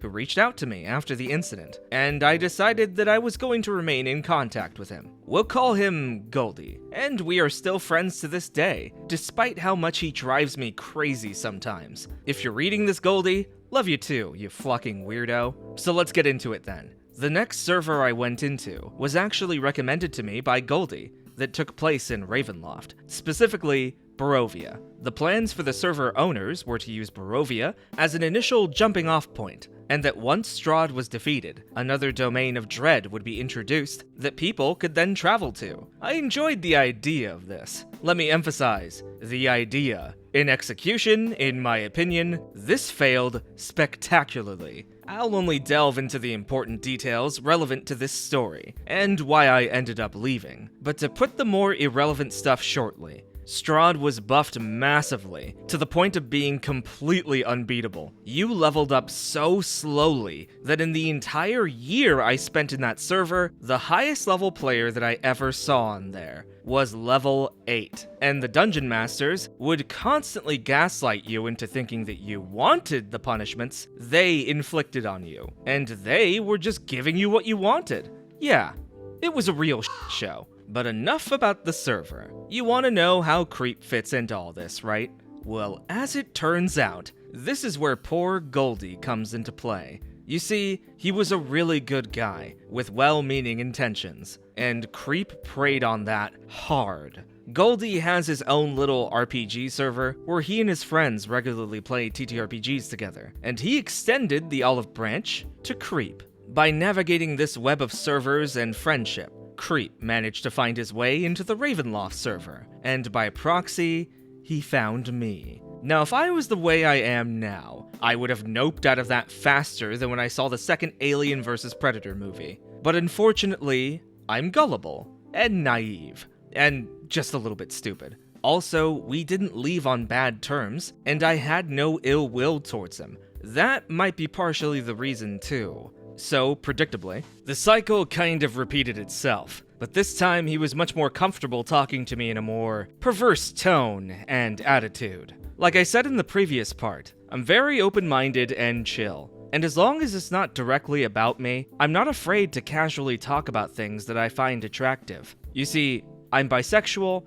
and polyamorous, and as part of my personality, I have a very laid-back perspective on what others might consider perverted or taboo. I have hard lines, of course. I do still have standards, but Creep was very skilled at navigating around those boundaries. For example, during his time in Ravenloft, he would make various innuendos that didn't target me directly, but I was also playing as a character who was very flirty by nature, and he knew that while I'm in character, I wouldn't resist responding to them with my own remarks. By the way, if you agree with me that this is definitely my fault for enabling this behavior, then congratulations! You leveled up to the Metal Bat. He also complained to me in DMs whenever I was away from the chat, because I was often busy with my in-real-life job, and would even sometimes just straight up leave my character in the middle of a conversation if I didn't respond in a reasonable enough time. Needless to say, it was nearly impossible to have a full roleplay session with the guy if I was at work. However, it didn't stop there. Oh no, my friends. For you see, he decided he was going to escalate his behavior. That's when things started to get worse, but also very interesting. You see, while he had power in the mobile game server, here, he had no such luck. And just like the other server, he was being creepy to other players, and also trying to work his way up the ladder, to which he successfully became an apprentice DM. However, what I'd been leaving out of the story until this point for dramatic effect was that by this time, Goldie and I were already apprentice DMs as well, and Goldie had successfully become a full DM. This is where Goldie comes back into the story, and becomes the real MVP here. You see, while I was busy being the submissive doormat that I was, Goldie had been watching Creep closely, studying him, waiting for him to screw up. And so, he confided in me that things were off about Creep, and he didn't like what he was doing. When he told me this poor guy became the victim of a 2-hour-long rant about every frustration I was having with this guy. I complained about his attitude, his characters, his constant sexual harassment, and then proceeded to rant about all the other horrible things I was going through in the server as a whole. It had become very clear to the both of us that we, kinda hated it here. On that day, we just wanted to up and leave, ghost everyone once again. But not before reporting him and making sure he was banned from the server entirely. That was satisfying. We did stay for a little while after that, because their swift action to put a stop to Creep's shenanigans did put a little more faith in them, but by that point, we kind of ended up leaving anyways, because of the terrible abuse we were subjected to by then. Or rather, I think it was abuse. Again, there was a lot of gaslighting, and it did affect me, with only a couple people telling me it wasn't my fault, and a lot of other people saying that it was. Yeah, I'm not sure. If I ever make that story, it'll probably be posted on Am I the Asshole, honestly. That being said, after being there for 3 more months and actually reaching out to an old friend I knew from my first West Marches server, whom we will call Sai, my character managed to start dating Sai's character. Her character was a Sai warrior fighter, so you can see where the nickname comes from. It was really cute seeing our characters dating, but the mods started doing some really horrible things to my characters. I had 2 of them. One of them was actually my main character's granddaughter. She was an adult, don't worry, getting killed in a TPK on a quest that was horribly balanced, with the DM constantly saying that it was totally possible to win the fight, and that we just kept attacking the wrong enemies. Yeah, okay dude. Punish our characters for us trying to roleplay panicked, desperate people in a horror setting. That's fucking fair. And coming back as a vampire spawn to torment my main character. Now, this was honestly really upsetting to me, because these were characters that I was actually transferring over from server to server, in a narrative kind of way. I always found story reasons to explain why these characters were brought back down to level 1, even if they were once level 20. Seeing them torture my characters so spitefully was the nail that sealed the coffin.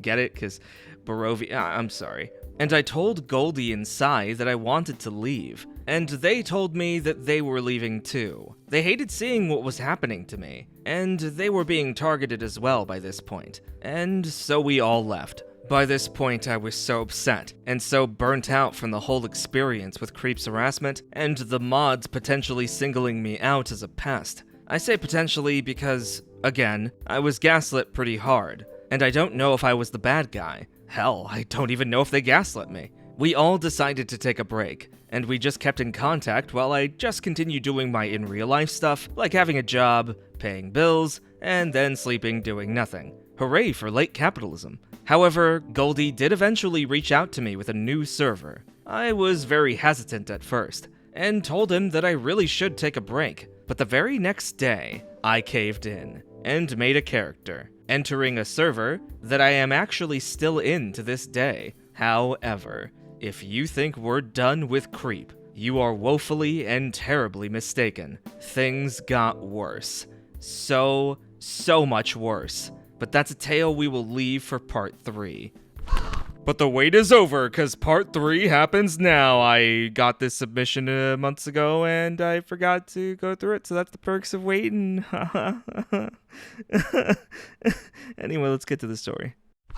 This is the most recent thing that has happened to me.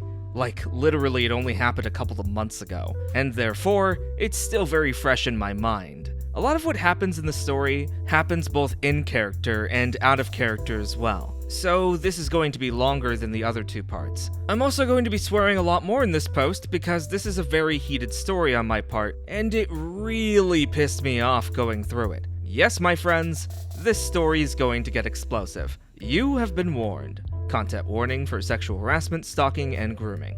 Yeah, we're getting serious now. So where we last left off, I was entering this server that Goldie had invited me to, and I made my first character. This character is very important to the story, so a couple of quick details regarding them. Their name was Lee Malriel, who is a Shatterkai warlock who made a pact with their childhood best friend, Wispy, who was an archfey, giving them a magical girl-style transformation whenever they used the Armor of Shadows invocation that changed them from a boy into a girl. I made them specifically for the purpose of stories of self-discovery and LGBT representation in the server, for you see, there is a twist to this story that I've been leaving out this whole time, but revealing now because, just like this character, it is important to the story. I am a trans woman, assigned male at birth, and I wanted to create a character that I could closely identify with.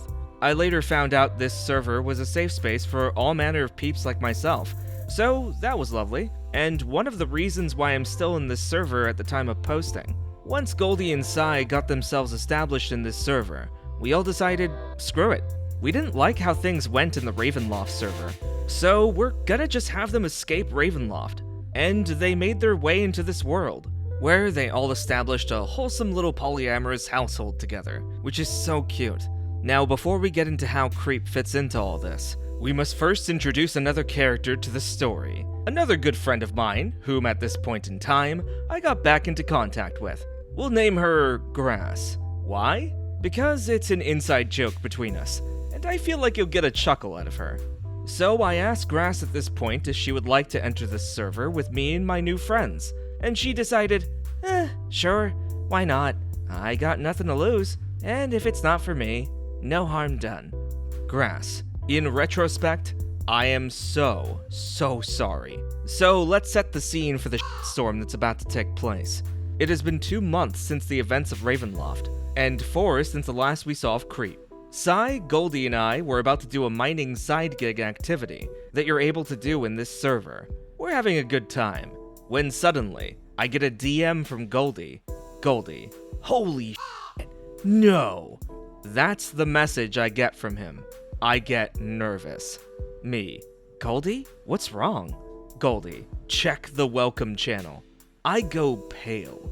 The air around me goes cold. I think time stopped for a quick moment. I think I stared at that channel for a good 5 minutes. Creep has entered the server. I type frantically at Goldie. Me, what the fuck? How did he find us? Goldie, I don't know. I don't think I...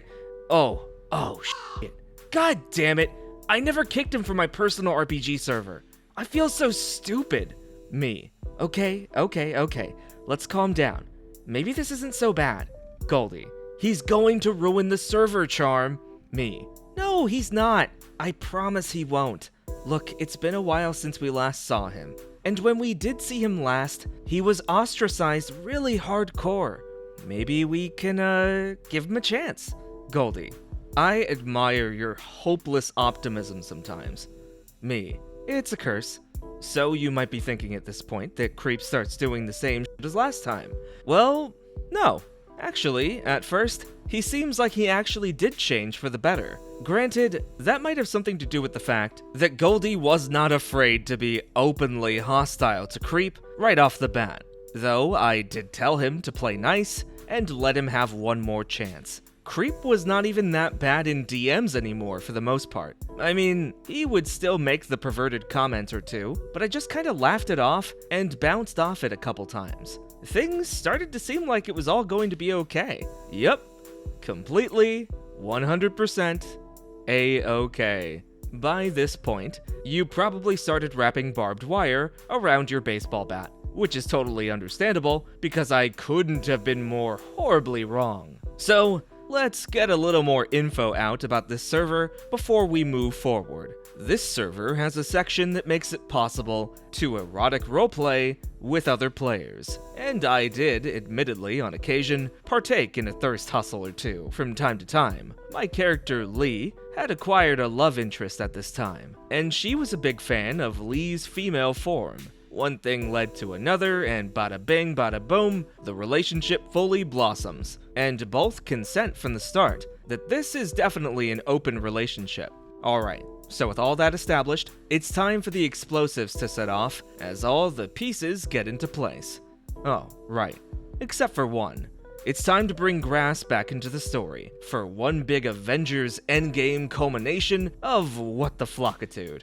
So Grass, much like me, is very chill and very casual about a lot of things, and got approached by Creep in-game. Things started out fine at first. Meanwhile, as that is going on, Lee comes across one of his characters at the Rabble House, the server's local bordello, and Creep's character immediately starts hitting on her, trying to seduce her. Mind you, she is in her female form pretty much full-time at this point, because at this point in her story, she found that she really likes being a female, and she finally came out of her eggshell and renamed herself to Leah. Creep comments on her lovely body and goddess-like appearance, and DMing me about how nice her breasts are. Brushed that off with a shrug, but did roll my eyes at that. I decided, you know what? Fine. Let's see what happens. He seems like he changed enough for me to give him a legitimate chance. So we go into an NSFW chat channel for some ERP to do the deed. And it's important to point out that this server actually allows you to asynchronize one of your characters, if they're in the middle of something that might take a while, but you also want to have them do something else. And for me, that something else was having a pivotal character moment talking to Leah's girlfriend. We'll get to that in a second. Meanwhile, at this point, I, Goldie, Sai, and Grass had all created a little group chat together, slowly adding other friends from the server in one big hangout. It's really wholesome, and we're still doing the group as a full lounge server now to this day. However, Grass had PM'd us in the group chat, saying that was going down. You see, my dear viewers, remember how my first encounter with Creep went in part 1?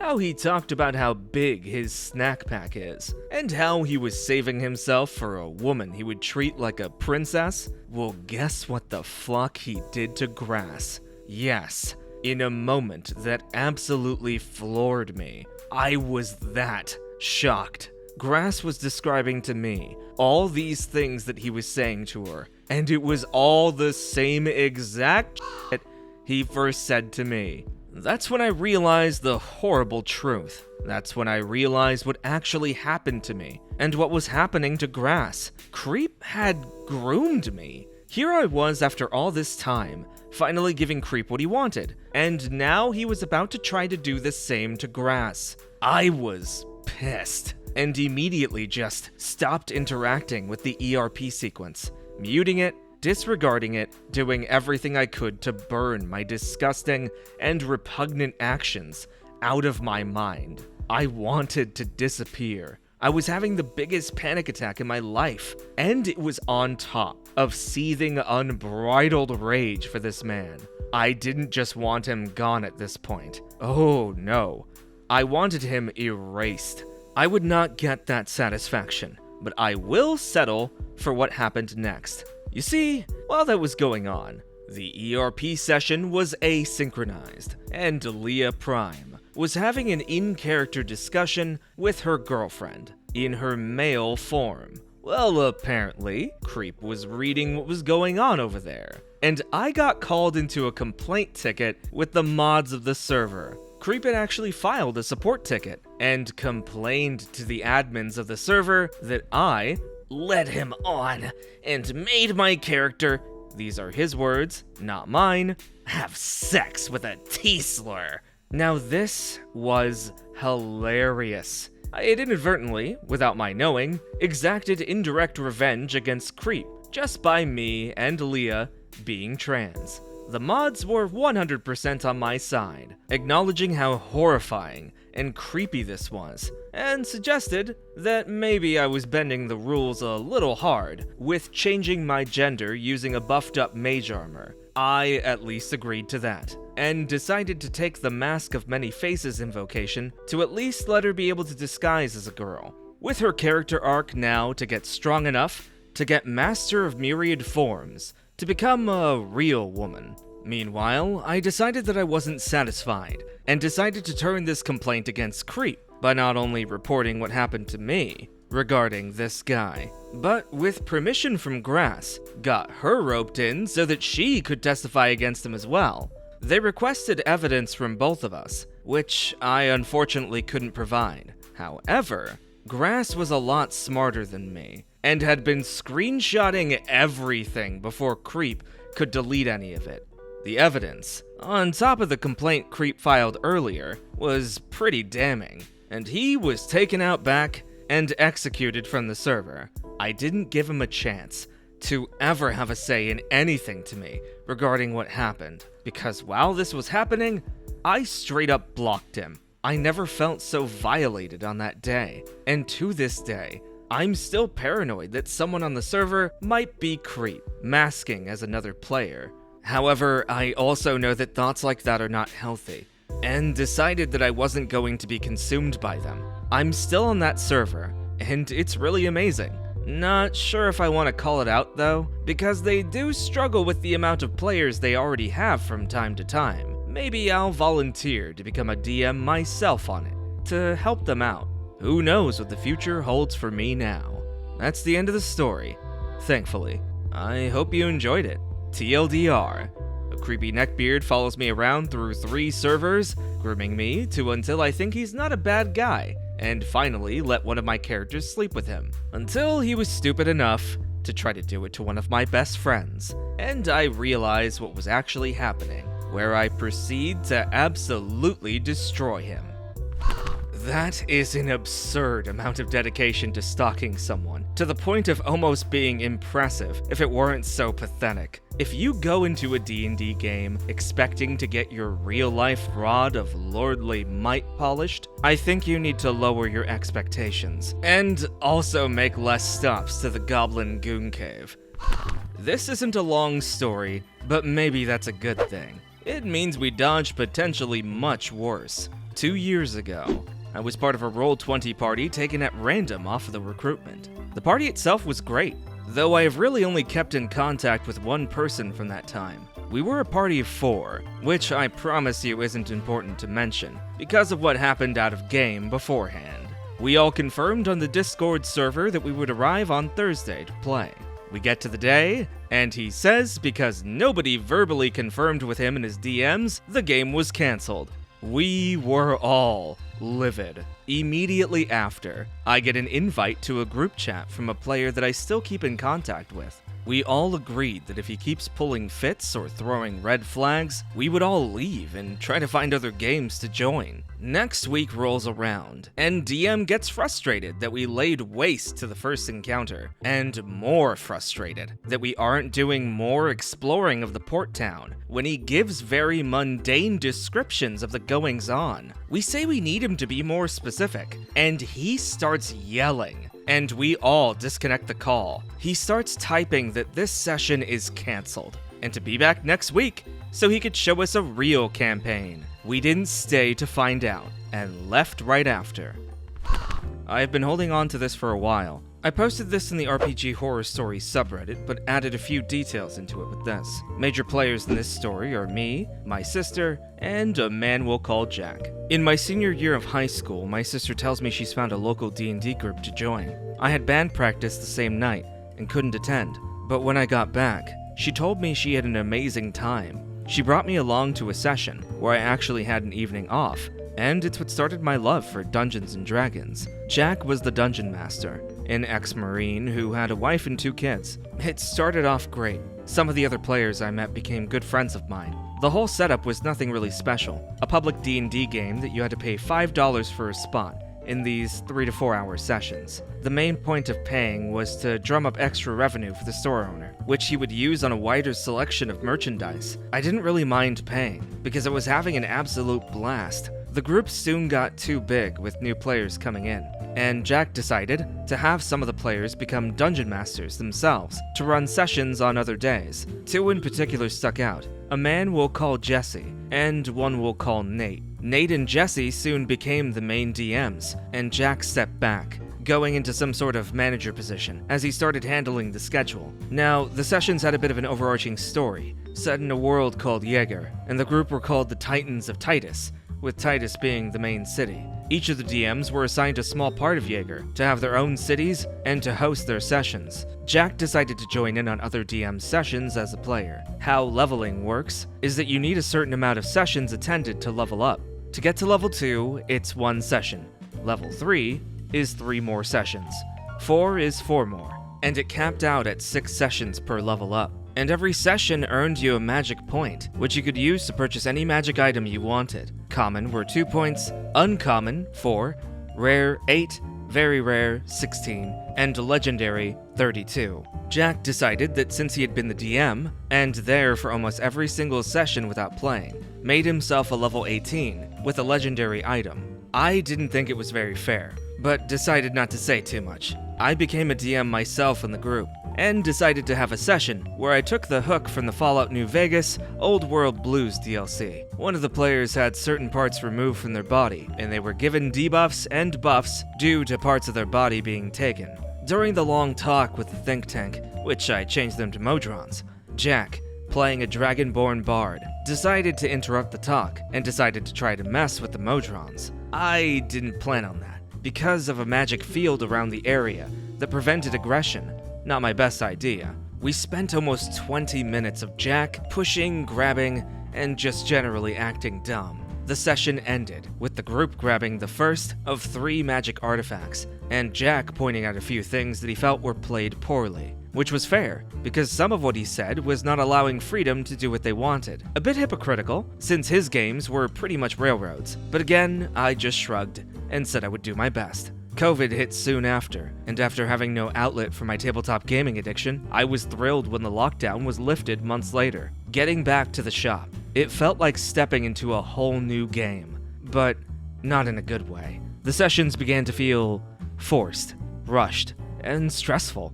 Different from the sessions my sister and I had attended in the past. It actually affected my sister and I's mental health. We would curse each other out more than siblings should. We eventually just stopped going, not wanting to sit through stressful sessions, and just getting pissed at each other. So we pretty much cut out all contact with the group for a while. A few months later, I go to get wings from my local bar and grill. Walking out, I notice a group of people walking into a different game shop. I follow them in to browse the shelves, and find Nate, 2 other friends, and about 6 other people I didn't recognize. They noticed me first, and Nate was excited to see me, and dropped a good couple bombshells.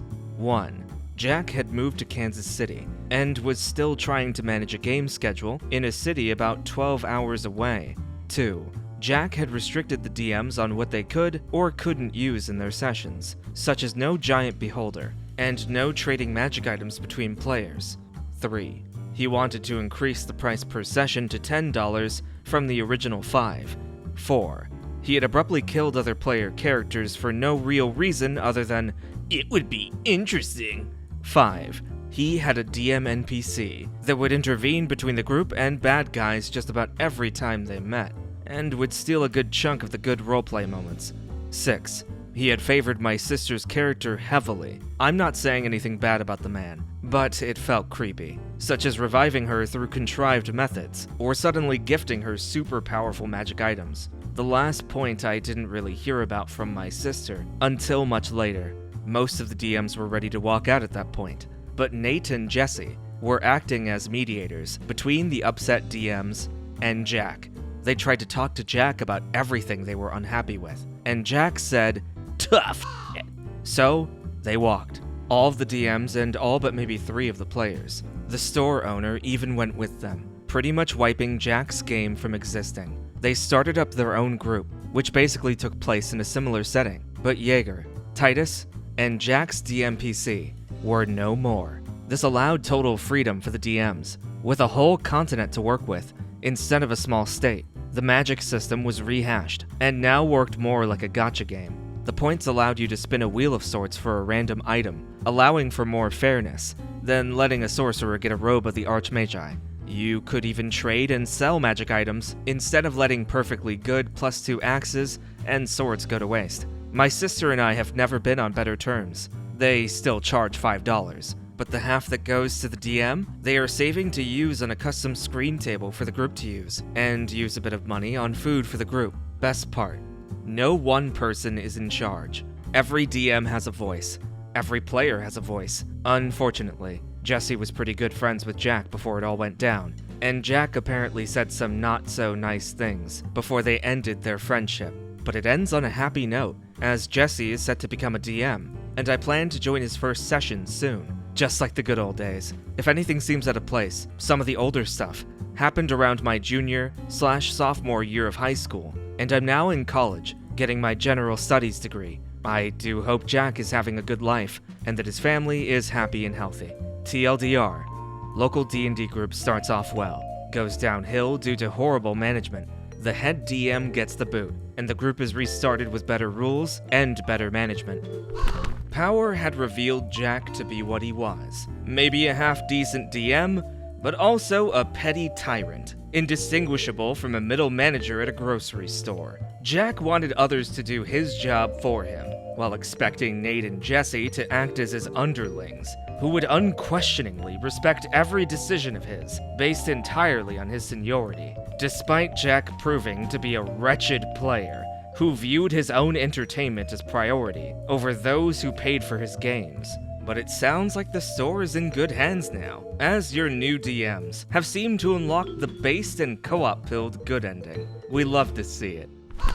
This was back in the days of 3.5, in my first campaign. We started at first level, and hunted some low-level enemies. That's when we leveled up. Now, this was our first campaign, so we asked our DM what we did. He looked at our sheets, and told us, No, you're not strong enough. You don't get anything. No health, no skills, no spell slots. And that was how it went for the next few levels. One level we got to add some hit points, or spell slots. We never did get any more skill points after first level. If we were performing too well, we just wouldn't get anything. He also changed how spells were gained, like a video game skill tree. If you wanted Summon Monster 3, you needed the first and second level versions of those spells. Our cleric was forced to only pick healing spells to keep up with the damage our DM dealt. We weren't too happy when we learned how you were actually supposed to level up. If you don't want your PCs to get that strong, then either don't level them or play in a system or setting that has lower powered characters. Don't give them 3.5 of all editions and try to pretend that you're going into Grimdark. When I was in university, I joined the local Dungeons & Dragons club. I was met by a DM called Austin. Austin was a jacked up guy who studied psychology and liked to bodybuild. All the players gathered in the room. It was a session of Dungeons & Dragons. For the record, the DM knows I am autistic. When another player named Greg started making bigoted jokes during session 0, sexism, homophobia, racism, etc., and I would get angry and upset at it, Austin would take me to the side and slowly explain the joke over and over again until I got it, saying my autism got in the way of humor. When I tried to leave, he would stop me and try to reason it out and ask me to explain my reason. He would then deny anything, then would explain that I just don't get it. It was just a joke, all for laughs. He then tried to get me to get the jokes again. He would constantly say to other players that OP doesn't get social cues, so don't mind her, and would list any symptoms of autism I show at the game and say to players to not be angry, and that my brain doesn't function as normal. I did not return for session 1. This is demeaning. This is horrible. Austin is the exact opposite of a himbo and needs to learn how to talk to other human beings. Put him back in the himbo factory. I think this one's defective. So a year ago, my friend John, my girlfriend Jane, and I started playing in a new group with 2 friends of ours, and Kyle, the GM, a friend of theirs. We agreed on playing a lighthearted game focusing on exploration and curiosity. I made a male human fighter of low birth, who aimed to become some kind of champion, while John played a female elven wizard of noble birth, who wanted to find out who she was outside of her family. Over the first 5 or so sessions, John and I noticed that we had created the perfect opportunity for a cliché romance, with the lowborn guy wanting to prove himself to this out-of-reach highborn girl, and she wanting him to acknowledge her for her personality, not her heritage. So we started role-playing this romance, exchanging flirty banter, awkward compliments, and the like. Nothing sexual or dirty, as no one at the table is into that kind of stuff. We really had fun, and the other players liked it too. One of their characters even trying to matchmake us. But soon, the GM Kyle started to try to convince everyone at the table that we were gay, even though we were both straight, for romancing each other, even though we obviously only did so in character. For a while, we were like, okay, whatever, when this came up, because we were having fun nonetheless, and didn't want to open Pandora's box. But after a while, session 16 or 17 I think, our characters actually became a couple, and at that point, Kyle really just lost it. First, he tried to punish us in character, even though we didn't get that at the point, and just thought he wanted to challenge us as a group. Then he very awkwardly tried to convince my girlfriend that I, being obviously gay, wasn't right for her, and that she should get together with him and his superior straight maleness. After that very awkward session, we decided we would sleep over it, and then discuss it with the group on the next day. But when we woke up, he had messaged John and me that he had to kick us from the table because he just couldn't be around gays, and then blocked us everywhere. He had also messaged my girlfriend, inviting her to stay at the table and dump me. At that point, even the two friends of ours who tried to stay as passive as possible about the conflict decided that they could no longer play with him. We decided to start a new campaign, John as the GM, and have been playing happily ever since. We wrote Kyle a letter. Yeah, an actual letter, as he had blocked us everywhere, trying to explain our point of view and the problem with his homophobia. But he, unsurprisingly, never answered. First off, really? Homophobia? In this economy? Right in front of my crab rangoons? Second, why is it always the person that goes around talking about how manly they are? Always the ones that get so weirded out by other men who are confident about their sexuality. The kind of guy who's too scared to wear a pink shirt, or that if he brushed his hand for too long against another man, that he'll catch the gay particles in his skin. While you're walking, you accidentally touch hands. You think to yourself, that was weird, but I'm not gay. You are. You are gay.